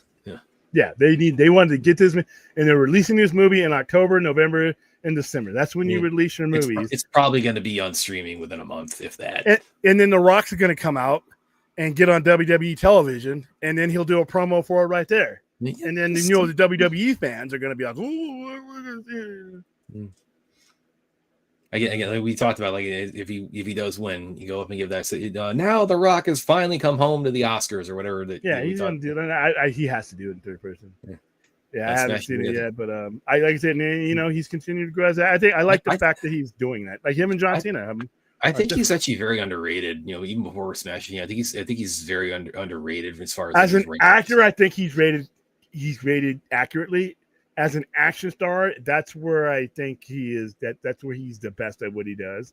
But when it comes to doing some of the things like Batista has done, and even John Cena at this point, he seems more of an action star. But I think this movie will probably put him in that category. The three of them, it's because they're as far as pro wrestlers turned actors, they're the ones who had the most success. And I think three of them, you can kind of it's sort of, you can classify them. There was like The Rock, he's fallen. His career trajectory, probably, I'd say prior to Smashing Machine, and probably still continue like after Smashing Machine, but he's very much about like, he's like modern day Schwarzenegger. That's what his career is. He's action hero. You know what? Yeah. He you get what you pay for. Like when I go see certain things, if they're as advertised, they don't all need to be Scorsese. Well, Sometimes I just want to see shit blow up, people get their asses beat, the hot chick do the hot chick thing, a car chase, some really ridiculous explosion that is so disproportionate to whatever explosive is being used. Sometimes I just want to see ridiculous, crazy. That's what Roland Emmerich brings me in. What's the other guy? He did Ambulance. Michael Bay. These guys bring you what you want to see. Now, is it The Godfather Part 2? Is it Blade Runner? No, but I don't need that all the time. Well, and there's a craft in that too, of like, just doing popcorn stuff. Yeah, I mean that's fun. I love that. I mean, sometimes, like I said, I didn't go see the fucking Transporter to see Denis Villeneuve. That movie's across the board ridiculous. All of them are, but I had fun. Crank is so absurd. It's absurd. There's things that defy everything, but it's all right. Now, the Fast and Furious is ridiculous because they started grounded and they got ridiculous. Well, now they've kind of by ridiculous standards, they've kind of gone off the rail. But yeah, like you said, you put a Mazda or whatever the fuck that was in outer space with duct tape and that suit that they're wearing, them dying would have been more spectacular than the rest of the movie. But see, that's fine. Sometimes I go. Like in the 80s, I'm a kid from the 80s, man. Those movies were not good. I'm sorry. Commando sucked. But I had fun watching it. Cobra, we've discussed how fucking brutal that movie is. But we had fun because it was Sylvester Stallone giving stupid catchphrases, horrible acting, but he was shooting people. He never missed. If he fired 9 bullets, 9 people died. Streets of Fire. I still, 42 years later, don't know what the fuck Streets of Fire was about, but I love it. I love that movie. The sound of that movie makes me happy. I don't know, and I've seen it 100 times. What am I watching? What is William Dafoe doing? What is Michael Pratt? Why are you here? Why are you singing all of a sudden? Why are you just rolling? Who's this character halfway through the movie rolls through on a motorcycle with no past? Now she's part of the movie. But I didn't care though, because when I hear the I can dream about you, the late great Dan Hartman who sang that song. By the way, Dan Hartman, in heaven, you have won me money. Because I won money in school. Because when you saw that video, I Can Dream About You, I had people swearing up and down that those guys were singing. I'm like, no, they're lip singing, dude. They're doing the front movement. They're lip singing. No, they're not. You don't know what you're talking about. All right. So I stuck my VHS in there. And when that video came out, because this was back when we did that, I taped the video and I bought it in the school. I rolled out that, that big giant thing we used to have with the TV. My teacher let me roll it out. I put it in there and it's Dan Hartman singing. Nobody in that movie was singing. Diane Lane wasn't singing. All right. You had Rick Moranis. Dude, the movie is not supposed to work. And it did. It bombed. But I watched that to this day. I'm like, dude, I might watch that next week. Streets of Fire is a great movie. Makes no sense. It was the 80s. The 80s, you just went to the movies. And you didn't walk out being like, I didn't have an introspective moment, but I didn't give a fuck. The car blew up. The person got their ass whipped. And the guy made it off with the girl. And usually she was hot. That's it. By the way, the guy and the girl story, that's in the Smash Machine. That's it's definitely not popcorn movie romance. How to play, No, you're talking about I can see where it might be some issues, but yeah, Michael Bay gives me back what I had in the 80s as a kid. Michael Bay and Roland Emmerich. The world is ending.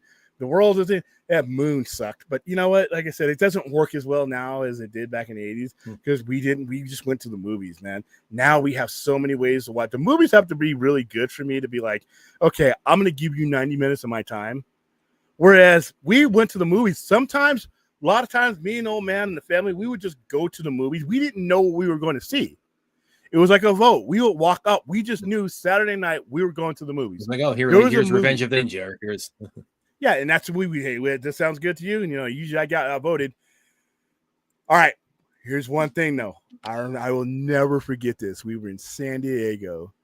And I think I've gone over the story. I wanted to see Witness because of Harrison Ford. He's Indiana Jones to me. He's Han Solo, and now he's in. Roger Ebert says this is his best movie. I wanted to see Danny Glover. All these people are. I wanted to go see it. I got outvoted because my mom went to bingo and she would have voted with me. So my boneheaded sister and my old man, we're gonna go see a movie called Fear City. Now, yeah, the argument that the old man made. Well, this is Billy D. Williams is in it, so we get Star Wars in. I'm like, not the same, dude. That movie was awful. And they knew it was awful, but nobody wanted to look me in the eye like I had to do 2 years later for Howard and the Duck and be like, okay, I got to own this.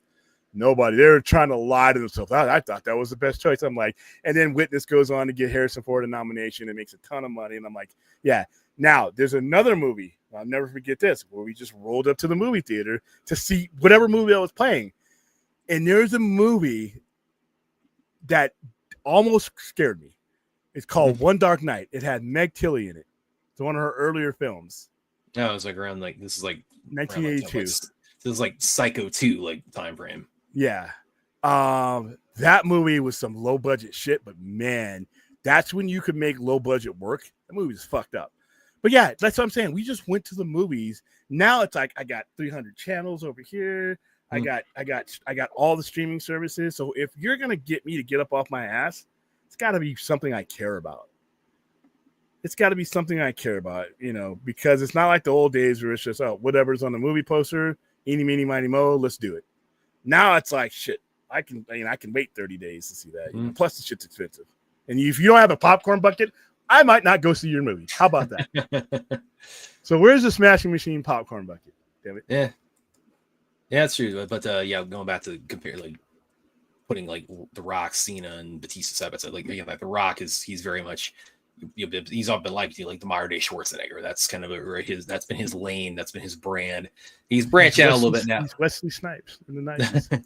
Yeah, he's branching out now with like Smash Machine and whatnot. But that's kind of really been the brand he's cultivated.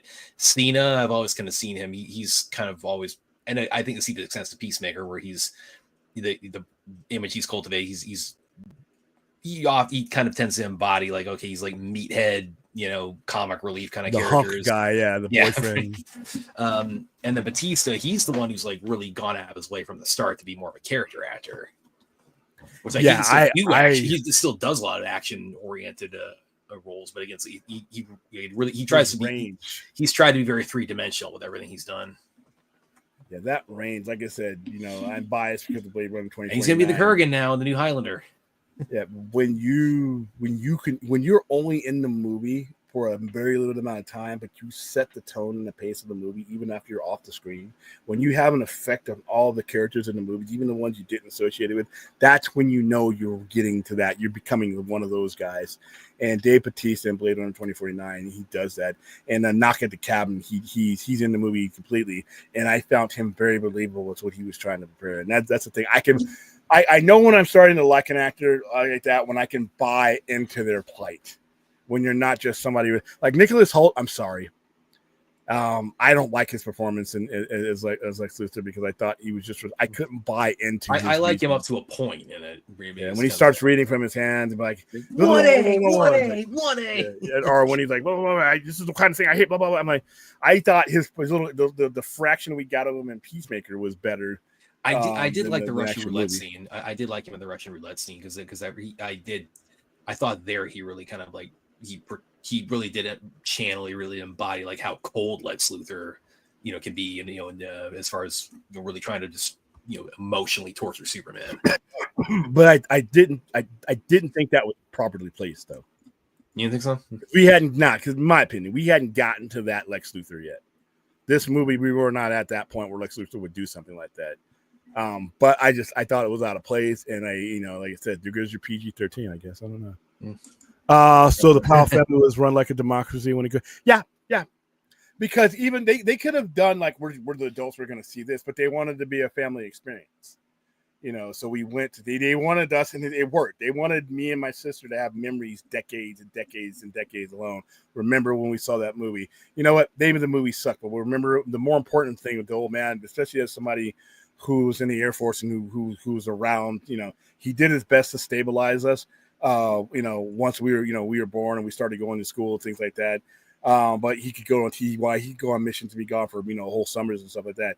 And as somebody who's growing up in a military family, he wanted to make sure that we, him and my mom, she was a flight attendant who was gone a lot, wanted to make sure that we had memories like that to where it didn't matter the specifics. It was what we were doing. Who the fuck remembers what we ate on Thanksgiving 1984? But we were there. She made sure we were all there. Very few times in my lifetime, even when she was a flight attendant and when the old man was overseas, they found a way to bring us together for those holidays.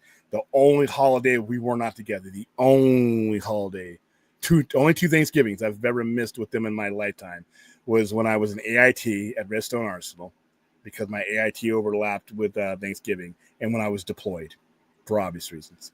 That's it. That's the only time that we haven't been in the same city as a family. Clint said, and that family voted for Howard. No, that was me and my dad. Yeah. And that was in my early stages of comic book. I think I'd been a comic book collector for about 3 or 4 years. Well, and that was, of course, that was also when comic book movies are like much fewer and further between. Yeah, we just didn't get them. We just didn't get them. So when you got one back then, it was a big you went deal. to go see it. And when I had no reason to not believe that the Howard the Duck I was going to get was with the name George I was reading. With that, especially with the name George Lucas Lucas film, dude. And we didn't get a lot of trailers back then.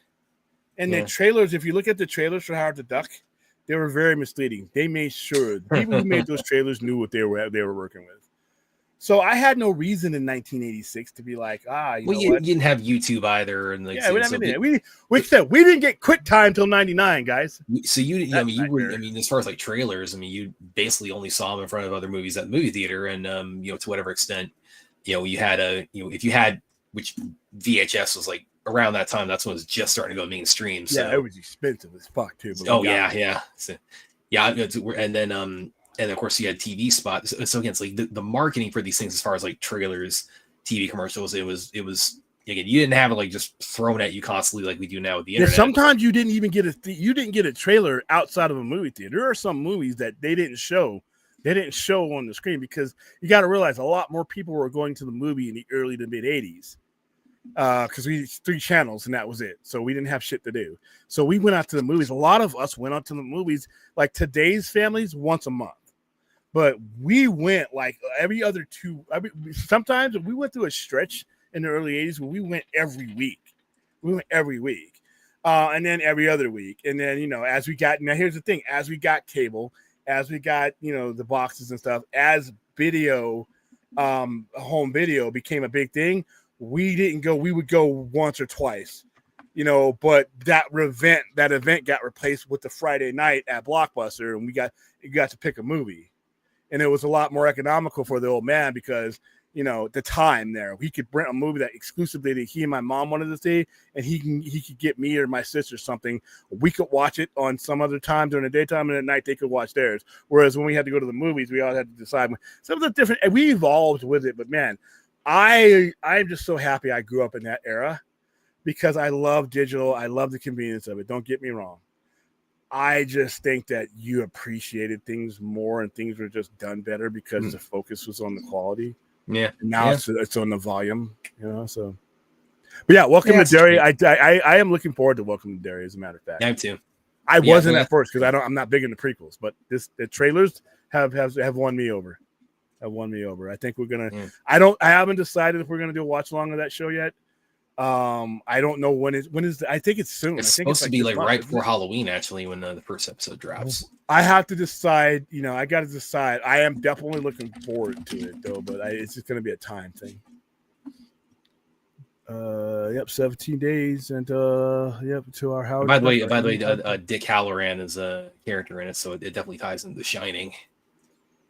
Okay. And Dr. Sleep. So How you doing, Larry? What's going on, man?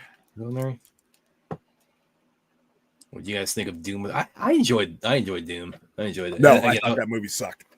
That movie sucked. Well, it's kind of like what you were saying earlier. It's like, okay, It's fun, but it wasn't at halfway through it. It's like, okay, this isn't. Like I went into it. You know, I mean, I played the Doom games here and there. It's like I went into it like every That was time. one of the last Doom game. That's the last. That's right around where I realized I had to give up video games. Everybody was telling me, it's like, listen, it's like it's got the first person shooter sequence in it. So I'm like, okay.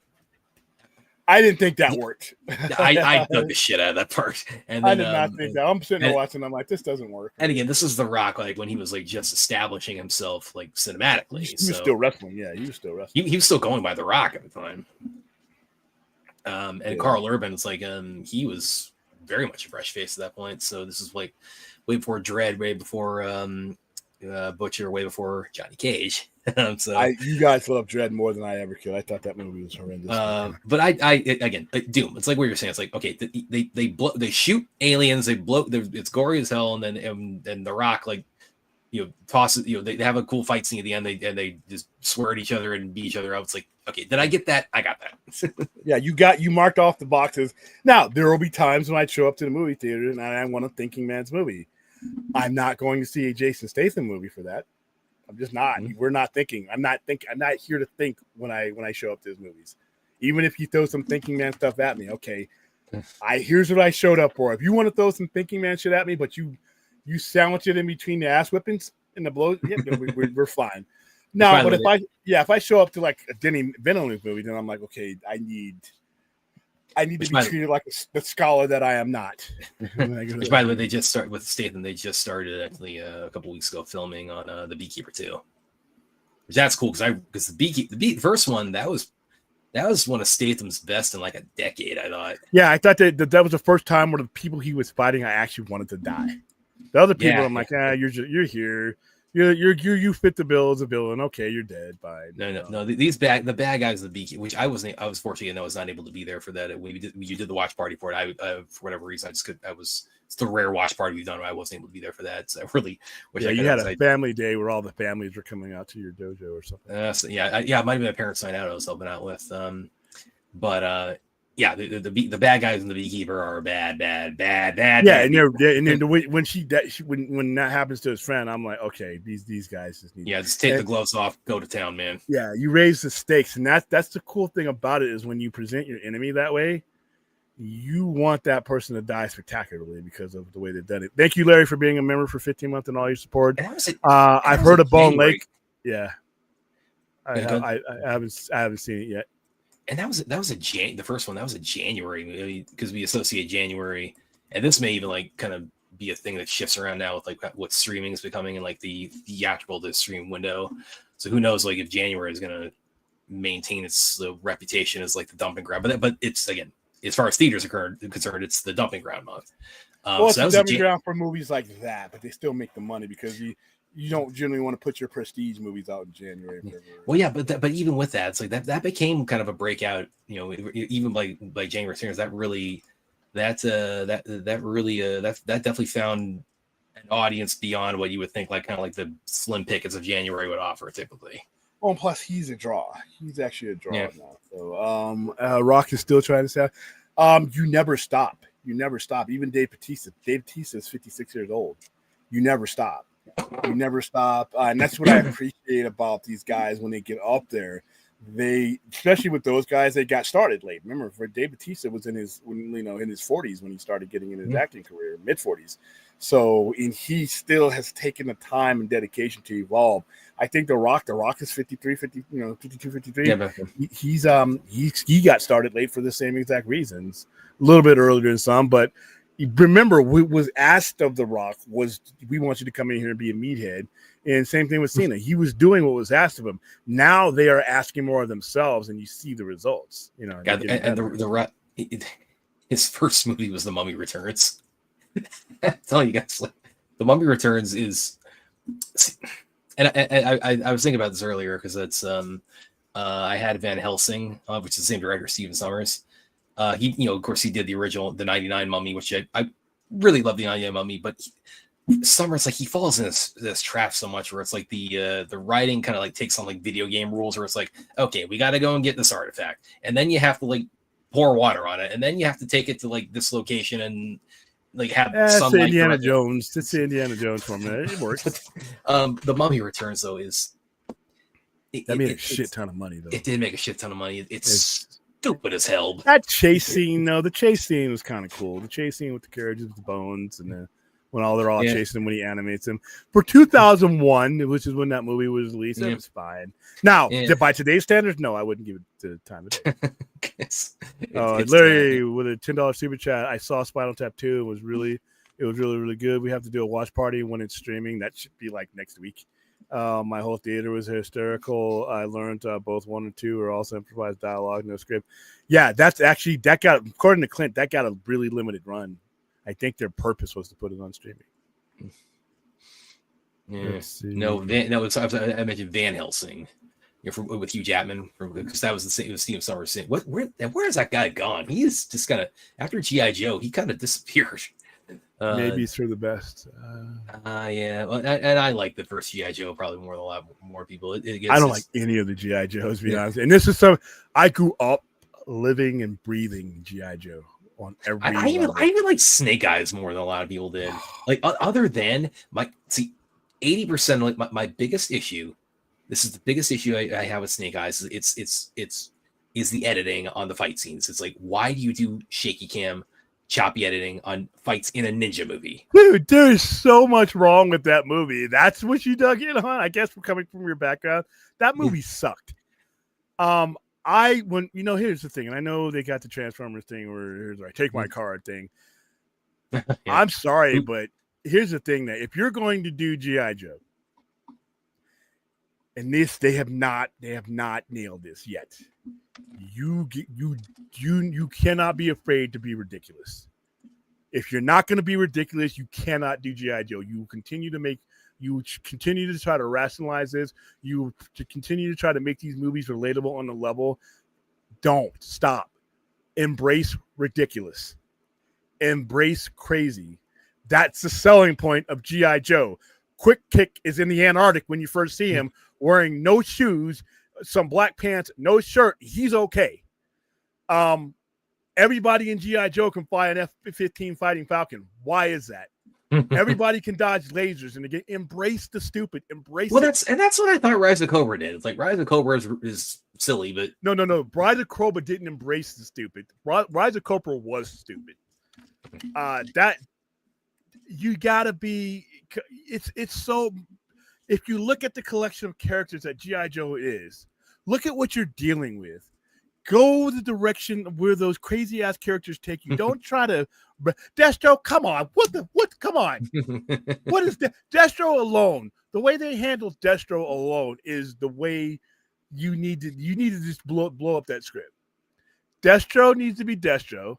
They tried with the Baroness, but you can go a lot bonkers shit crazy with the Baroness than they did. They did a subdued. What was her name? What's his name? Jude Law's ex was in that. She was miscast. She was miscast. The Rock had no business in that movie. Yeah, retaliation.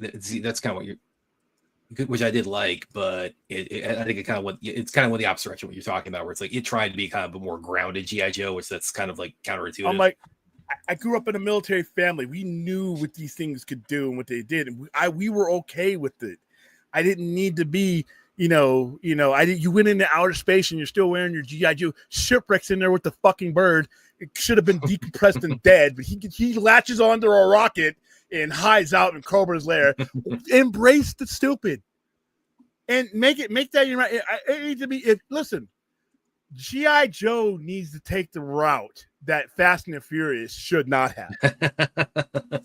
G.I. Joe's the one where you go out. Let's take shipwreck, go to space in a Pontiac era. In Mutt, in Roadblock, we're gonna jump into a rocket and we're just gonna go to space. We're no training, no nothing. We're going to embrace the silliness.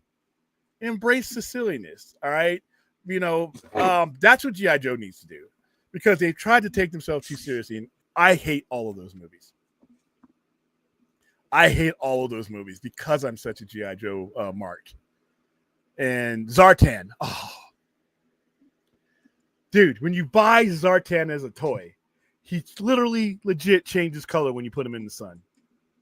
Zartan in the costume can stand into a wall and he blends in. That's Zartan. The Dreadnoks. All the stuff that they could do. I want the Dreadnoks looking like Fury Road looked like. That's what. Go crazy with it. Don't try to ground shit. That's like I said. If I'm the guy and you're handing me your script, and like I'm like, well, I'm going to ask you, why isn't Cobra Commander looking like the crazy goof that he's looking like in the thing? Why? Where's Serpentor? Why isn't Serpentor got stamped? Why? Well, we don't think. Why does Destro look like that? You see where this conversation is going? And I take your script and I throw it away. Go cartoonish. Go. That's where you can go cartoonish and go crazy. Because I mean, because literally, like, you have like a ninja, like a part of your industry. You have several ninjas, yeah. Several ninjas that couldn't beat anybody. Fucking Storm Shadow's a master ninja. The only person on the Joe squad that should be able to come close to taking him is Snake Eyes, who is a ninja. Here was Quick Kick wasn't even a real martial artist. He was an actor. He was a martial arts actor, and he took on Storm Shadow. I'm like, okay, this is bullshit, but it's G.I. Joe. Knowing's half the battle. You know, and I would like I said, I would go full on blown up cartoon. Because, like I said, I have not liked any of the G.I. Joe movies, Retaliation, none of them. And I don't know. I don't have much hope in anything they're going to do in the future. Is like I said, if you can't embrace the crazy, then don't do it. I want Tarantino on it. I want Tarantino on it. Can you hold himself back from like doing an R-rated one? Yeah, I think he can do a PG movie. I think he can do a PG. Not everything has to be Kill Bill.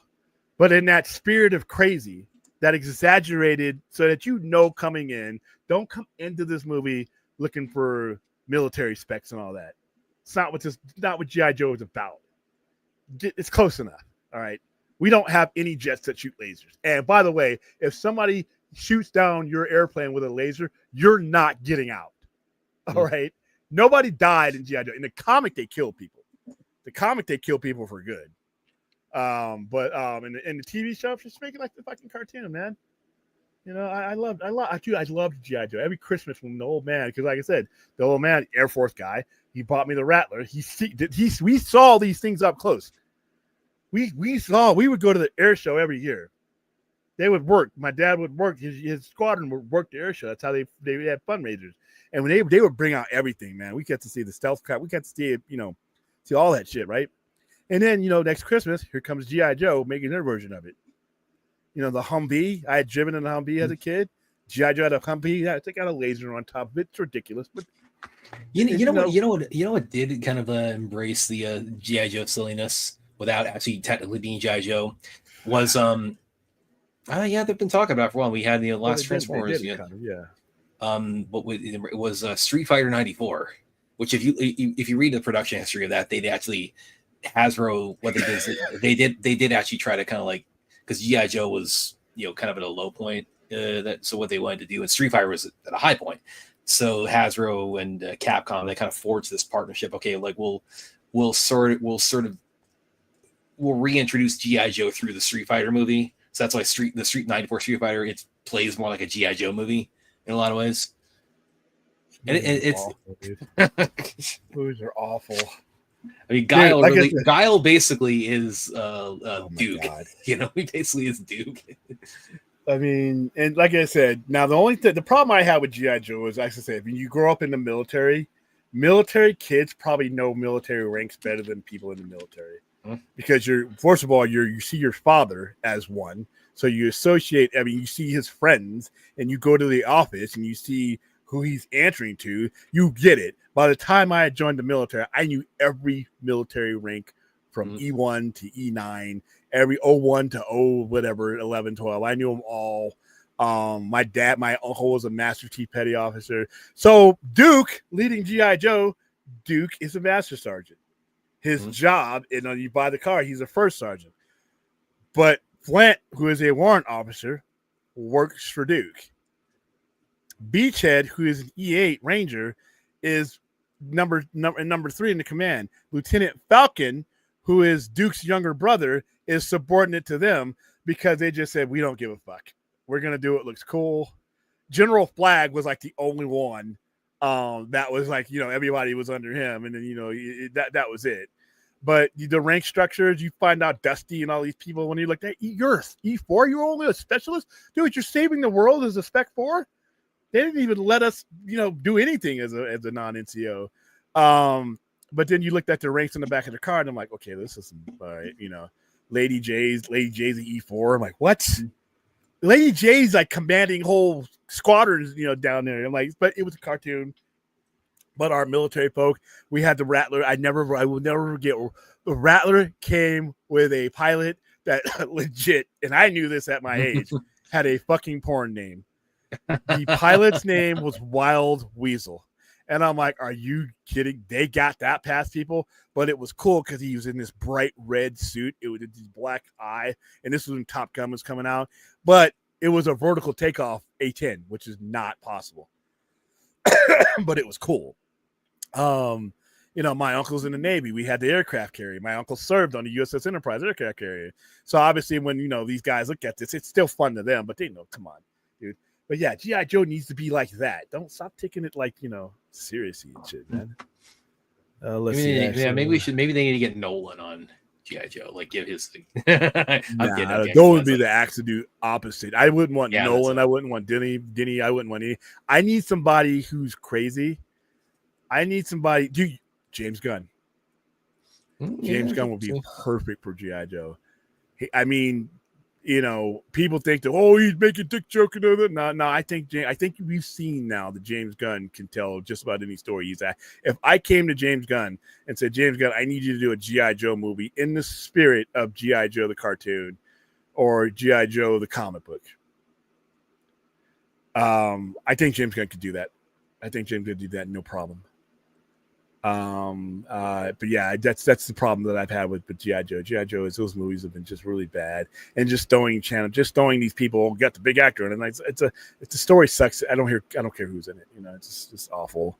And Retaliation was like, do I need my eyeballs after this movie, or can I tear them out now? I hated Retaliation. That movie is awful. G.I. Joe will listen to music now. I had that song memorized, man. He'll fight for freedom wherever there's trouble. And then they did one because Transformers, the movie, ruined it for everybody. After Transformers, the movie, they totally tore up G.I. Joe, the movie that came out a year later. It had Don Johnson in it. They had a whole bunch of celebrities in it. They had Black Eyed Peas. And, Yeah, they were supposed to kill Duke. Duke was supposed to die in that episode. They had actually filmed his death. At the beginning of G.I. Joe, the movie, which took place in 1987, Serpentor straightens out one of his snakes and he throws it at Falcon, Lieutenant Falcon. Duke jumps in the way and takes it right to the chest. Duke's dead. Duke is dead. There's no way he's living into that. I don't care if the venomous snake, it pierced his chest. And he was supposed to die. They had written him in, he was supposed to die, but when you're doing ADR and sound, it doesn't matter. You can change that afterwards. After they killed Optimus Prime, holy shit, Hasbro and Sunbow knew that they had stepped in it. They fucked up kids' minds and GI. And I remember going to see Transformers the movie. There were kids crying during and after that movie. They killed Optimus Prime. The brutal way that they knocked off the Autobots in the beginning was like the smoke coming out of their mouth. They had so many complaints. You had parents were about to boycott. Optimus Prime was not supposed to come back. Optimus Prime was supposed to stay dead. But what ended up happening, it was such people was like, we're not going to buy these toys. And the whole point was to sell toys. The reason why they had killed them all off is because they wanted you to buy the new generation of toys, which you didn't need to do that. So people were like, we're not going to buy these toys anymore. And then so 3 months into the new season that took place in 1986, 1987, they had big old banner, Return of Optimus Prime. And I'm like, okay, are you fucking kidding me? That's fine. And then they changed Duke's death. So by the time that they had finished making G.I. Joe the movie, Duke was now alive. Even though when you watched how he gets hit with that straightened snake, Duke is dead. Duke's not coming back. But they're like, they did not want, because if you were into Transformers at the time, you were most likely into Hasbro's other shit, which is G.I. Joe. And if you were going to boycott Transformers, you were definitely going to boycott. I remember there were kids bawling. they were bawling when Optimus Prime dies. And by the way, when he dies, I'm 12, so I'm like, okay, you're right. But they were like 9-year-old, 10-year-old, because that was the market, right? He turns black and white when he dies. I'm like, okay, did you need to do that? And the problem is it was written and made in Japan. Now, if you watch Japanese animation in the early to mid 80s, you go watch Macross, everybody dies. Everybody gets killed. Don't get attached to anybody. That's what their kids are being exposed to there. So when they handed them over to the script and to do this, they figured, okay, we're going to do what was successful over here. Our American audiences had not been conditioned to do that. So it didn't work. And that, to me, I don't think Transformers, the cartoon and comics, ever recovered from that. And I don't think G.I. Joe ever did either. So yeah, it was crazy. Black Eyed Peas. Question: what do you guys think of Robert Downey Jr.? I think it's horrible. Yeah, I think it's horrible, and yeah. I think I don't listen. A lot of people like this. I know Brad's brought this up. I think his portrayal of Sherlock Holmes is vomit projectile inducing. No, we're definitely parting ways there. All right. He's been in some great movies.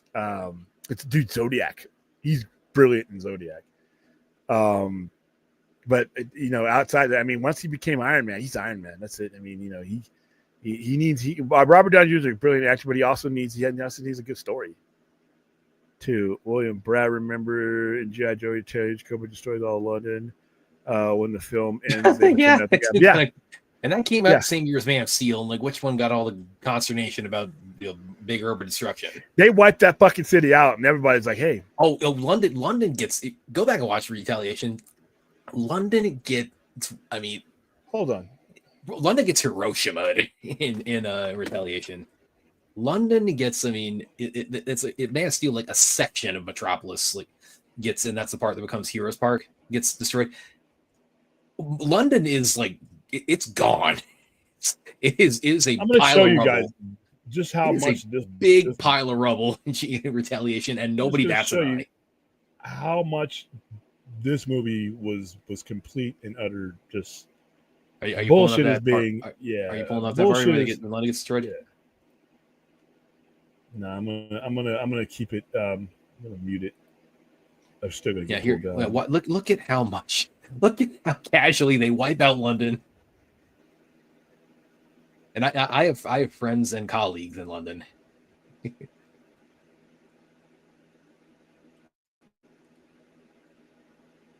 mean, they actually look good here. Or is that Cobra Commander? Hold on, yeah. Yeah, it's Cobra Commander. It's Cobra Commander right behind him. Yeah, he looks different when he puts on the helmet and the first one, which I thought that was pretty good. Reviewers, you will call me Commander. Too late. Yeah.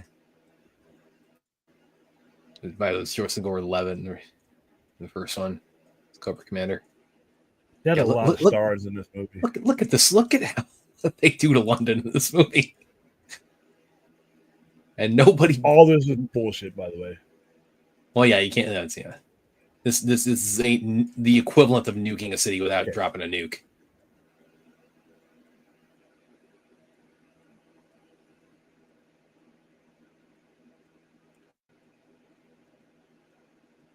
Okay, so we good from that. I'm not going to show you how this movie wrapped up, but when you see how this movie wrapped up and you realize that that happened in that same movie, that never gets mentioned again the rest of the movie. We'll get over it. It's a horrible movie.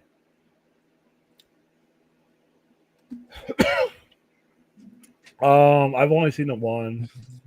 I have not seen the Bride trailer. I'm looking forward to Frankenstein though, and I'm hoping hopefully it'll get one of the theaters close to me. I can see it in the theater. It's Netflix. Apparently, the people who made this movie expected you not to give a shit about London or anything else.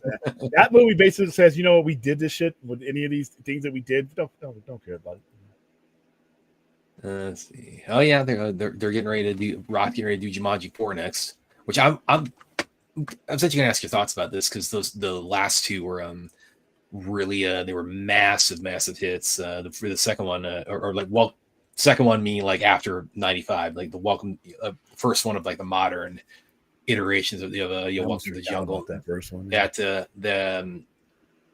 well, again, it's like that kind of like it came so late after the Robin Williams one, where he kind of I remember thinking like, really, it's like all of a sudden you're doing like a Jumanji, and that almost that was a different era of movie that making. almost hit $1 billion, and then the other one did like 700 or 800 million. It did like 800, so it didn't do quite as well, but it still did very well. It still did good enough to be talking about, Yeah, it elevated the careers of a lot of people too. Yeah. So I'm I'm kind of, I don't, because I mean it was also pre-COVID. The last one was like the last year it was actually, I think, right when the virus was like starting to spread in China when that came out. But I don't know if I necessarily would expect this fourth one to do what those numbers those last two did, and solely because, well, maybe that's two reasons. One, just the expanse of time between them. It's kind of like if people really kind of maybe not the series is not main. They haven't started while they are it's hot, basically. And we have a generation of gap now. Yeah, and also then you have, of course, you have the landscape has changed theatrically. So I still think that it makes about 500 to 600 million, and that's going to be great. If it does that, that's great, because then guess what? While it's hot, get it off the skillet and on the PVOD, because that's the kind of movie you can make some really good money off PVOD. And remember, these guys keep the lion's share, so it doesn't need to do what it did before. But I still think it would do just as well, but the circumstances are going to truncate that number down. So it's the 600 million is like the 900 to a billion, because of the fact that the value of the dollar that they're earning is higher as you get these things on their platform that they own and articulate. So I think it'll do well. I'm with you, Antonio. I'm with you. I'm a G.I. Joe fan, and those movies were literally like again, Snake Eyes. It's like it was so close but so far from me. And by the way, a little bit of connective tissue with it, because I keep bringing up the Furious on here that I'm looking forward to so much. Kenji Tanigaki was the director of the Furious. He was the fight choreographer on that, on Snake Eyes. So that's part of why I was like so looking forward to that, because he's like he's worked with Donnie Yen so much. He's specialized in the Hong Kong scene. It's like you take even taking like the Snake Eyes connection. It's awful. Even take the Snake Eyes connection out of it. Okay, just think of it like this: you're doing and by the way, that last fight scene sucked. Because that last fight editing was like this. Okay, but even take like the Snake Eyes and the G.I. Joe component out of it. You're doing a ninja movie. Okay, then I'm not going to see it. But you're doing a ninja. You're doing a ninja movie, right? You're doing my grown ass. If I've got two ninjas, and it's 1980, and 1980 it'll sell. But you got ninjas going at it. Don't you think it'd be pertinent for the audience to be able to actually see what's happening? I don't think editing helps that movie. That movie was that bad. Yeah. Have I seen White House? I made it halfway. I liked it because I'm actually not that big into the Olympus Has Fallen franchise. Yeah, I'm not. I made it halfway through, and I went up to something else. Don't tell me what to do. Oh, and by the way, White House is down because that's where Jamie Foxx is the president in that. Let me tell you something, guys. It's like, because Roland Emmerich, like he previously to create some verisimilitude was 2012. He was originally the president in 2012 was originally going to be a woman to kind of correspond to Hillary Clinton. Then he ended up making it a black man to correspond with Barack Obama, and that's why you have Danny Glover as the president in 2012. But that's about the extent of like the similarity. Jamie Foxx and White House down. They might as well have the credits might as well have said Jamie Foxx as Barack Obama. I mean, is that on the nose? Like how much? I mean, there's a part in it where he's kicking like a terrorist in the face, saying, "Get your hands off my Jordans." And he looks like him, he talks like him, his manners, it's like he is playing Barack Obama in that movie. They did irreparable damage to Sergeant Slaughter's character when they made him with that General Anodhe and Akbar when he turned on the U.S. He got death threats over that, and I don't think the Sergeant Slaughter character was ever usable to that point again. In 19 during the Gulf War, Vincent Mann, and it was a gimmick that got a lot of heat, and it worked. But you got to realize we were still in the phases of not everybody was coming to the terms that these are not real personalities, and these people, this is scripted and all that. So there were still people, we're talking about the 80s and 90s. He got death threats. People spit on Sergeant Slaughter over that. And it made it hard, even though they turned him heel or turned him face again, it made him hard. Even the Iron Sheik, who was on this gimmick, the Iron Sheik loved America. Iron Sheik was an American. His kids were American. He loves America. He hated the what was going on in Iran, but his character was a guy who hated America. And remember, this is the 80s when people didn't have the internet to figure out, well, that guy's gut shopping at your Walmart, man. Here's just American kids. He's an American citizen. Nah. So I think that's why Sergeant Slaughter wasn't used. I love Sergeant Slaughter, but Sergeant Slaughter was sort of a joke. And they also had William and the Refrigerator Perry too, as one of them there. So.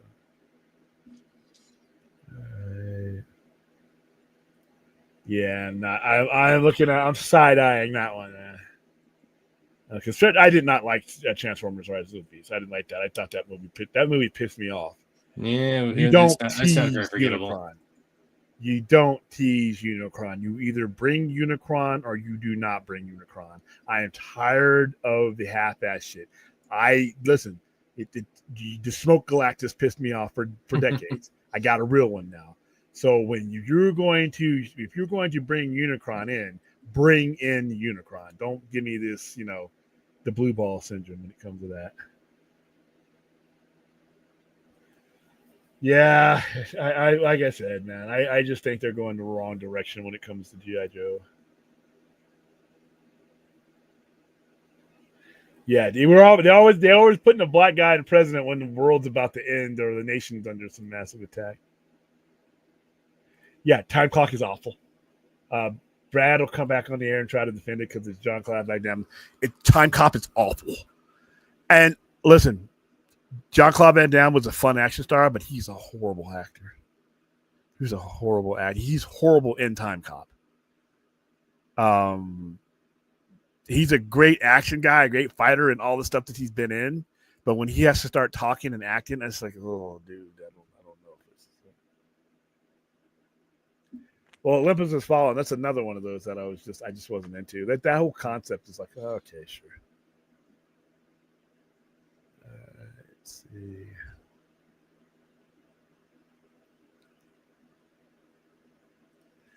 Oh, the show I never even watched. The movie, I'm sorry, that movie. I like the movie, but it's bullshit. Yeah, that movie. Even if the time premise was so dumb. But I just thought it was horrible. I just thought it called on Jean-Claude Van Damme to act, and that's just not his strong point. He fights. It wasn't a strong point at the time. I He has since really developed range. Sure. Okay. Whatever you say, Tony. I thought that movie was, and I grew up watching. I grew up not watching. I grew up reading Judge Dredd. I don't think they've stuck the landing with Judge Dredd. To be honest with you, I'm still waiting for a good Dredd movie. But I'm biased though because I read the Fleetway Press content. So you get an average Joe in there, they might think that movie's great. But even the Sylvester Stallone one was horrendous. I am the law. You betray the law. Yeah, they put us in charge when they think the world's gonna end. We'll put a black guy in charge. Well, no, he did it because it's like it was right after the 08 election, and again, coming. Again, at first, well, yeah. We'll let one of you guys run it as long. It's not going to be around anyway. You want to run the world? Go ahead. It's about to blow up. Here you go. Oh, it was. Well, it could have been a woman. Again, he was originally going to go with a woman to correspond to Hillary Clinton. So. And he's like, okay. Yeah, I have. Yeah, I will not see Time Cop 2. No, it's like again. I enjoy them, but they're bullshit. The time travel logic is just completely like it falls apart if you think about it for longer than 10 seconds. When there are certain shows that can be made into series, and there's certain ones that cannot. The Crow was the Crow. They did, and that's actually a good swing at a show because you got a guy playing the Crow. But once again, it wasn't about it was about the premise. The premise killed that show. So yeah, a lot of these times, like I said, very, very, it's very rare that you have a movie spawn a show like that. I mean, I think MASH was one of the ones I can think of. Generally it just goes to go around. Exit Wounds was a good night at the movies. And I remember seeing another movie that night, and that's what made that one acceptable. Have you heard the story that Michael J. White has shared about like the final fight scene with that? Basically, not my lane, man. Well, because they pushed it to the end, like as far as the end of the filming schedule, and he asked, "What's going on here?" Because I'm just sitting around not doing anything, And basically they very heavily implied, okay, we're saving this for the end because we want you to like legit kick Seagal's ass so that we could use a stunt guy for the rest of it. And Mike was like, I'm not doing that. But they really that's how much of a pain in the ass Seagal, notorious, because he has a rep for like he really nails people and they're doing fight scenes. He's got a rep for being an asshole, and the producer and the director and everybody involved said, okay, we can create a situation where like, okay, we're gonna put Seagal up against a co-star who can actually whoop his ass and like take him out. We don't need him anymore, and we'll finish it with the stunt guy. Yes, I saw this in the movies. I really liked that vision of the Murlocs. Jeremy Irons is in there playing a Murloc. I enjoyed that movie. And it's basically a remake with the same aesthetics. So that time machine is the same time machine that they used in the original movie. So, but it was a different tone. When they blow up the moon, when they overmine the moon. Oh, that was really cool. That was really done well. So unlike the movie, and I think that at the time in the movie that the time machine was like the largest like singular prop like ever built for a movie at that point. Let's see. And that one actually has better time travel logic than Time Cop by far. Well, I mean, Time Travel, Back to the Future. All right, guys, I'm getting tired because I took some allergy meds that because like I said, it's trying to fuck up my autumn, but it's not going to happen. You can't fuck up autumn for me, damn it! I waited too long to get here. All right, so still tinkering around with the show format. I just been too busy to really sit back and think of what I wanted to do with it. Where we want to position our shows, and where like I said, 90% of the people who watch the show watch it later on during the day, which is fine. It's just fine. It's fun to interact with you guys live, but I enjoy the interaction of the people that that watch it later on. Saturday show is still up in the air. So far, so good. I have enough to talk about over the course of a couple of days to where that show can sustain it. But then again, I might, if I'm going to do a Sunday night show, I may as well consolidate them. I gotta look at how I want to do it and what kind of daytime streams. What day of the week do I want to do a daytime stream? I might do a daytime stream when I first get my new books in and we just talk new comics or something. I don't know. But I'm still messing around with it. But yeah, tomorrow we usually take Mondays off. That might change, who knows? Take Mondays off because generally we've run our mouths for the entire weekend and pretty much covered everything. But we'll see how that works out. But Tuesday night, no Alien Earth. Third week in a row we don't have Alien Earth. Wednesday night we'll have our we're gonna have a pretty much. If you don't want to talk Peacemaker, don't show up for Wednesday's show because that's going to be the one that we probably get all of our stupid. I'm actually going to get some Wednesday and Thursday. Yeah, but Wednesday is going to be the guessing game, and then Thursday is going to be. So you're going to do like Chris Wong and like actually make a tinfoil hat. Yeah, actually get that. He had that. He was wearing that hat the day that the Snyder Cut was. Yeah, well he got an autograph. Like that he didn't do that with the hat, but he got like another like he made like another tinfoil hat for the day before the announcement just so you could crumple it up and say, yeah, I don't need this anymore. He kept the main one to get. Yeah, I asked him to give me that fedora. He's like, no, it's signed, man. I can't. I'm like, all right, fine. Yeah. So I might have this hat on with a foil hat just to fuck around because most of the stuff I'm going to give you on Wednesday is going to be just fun bullshit. It's going to be fun bullshit. But Bugs Bunny is going to be coming to one. I'm going to say. I think Shaq Steele is going to be on Peacemaker. Oh my goodness! And you know what? Gun's crazy. He already did the commercial with Steele, so it's not off the table. Yeah, but I think you'll stick to shit that was actually good. All right, guys. He had Clooney in the Flash. He put Clooney in the Flash. So Clooney is an Academy Award-winning actor. You can put him in anything. So, all right, guys. Have a nice night. Have a good start to your week. Have a good start to your October, and we will see you when we see you. Let me get this off the screen. Oh, hold on. I don't like ending the show with a. There you go. I got it. And then it stays there for like eternity. Goodbye.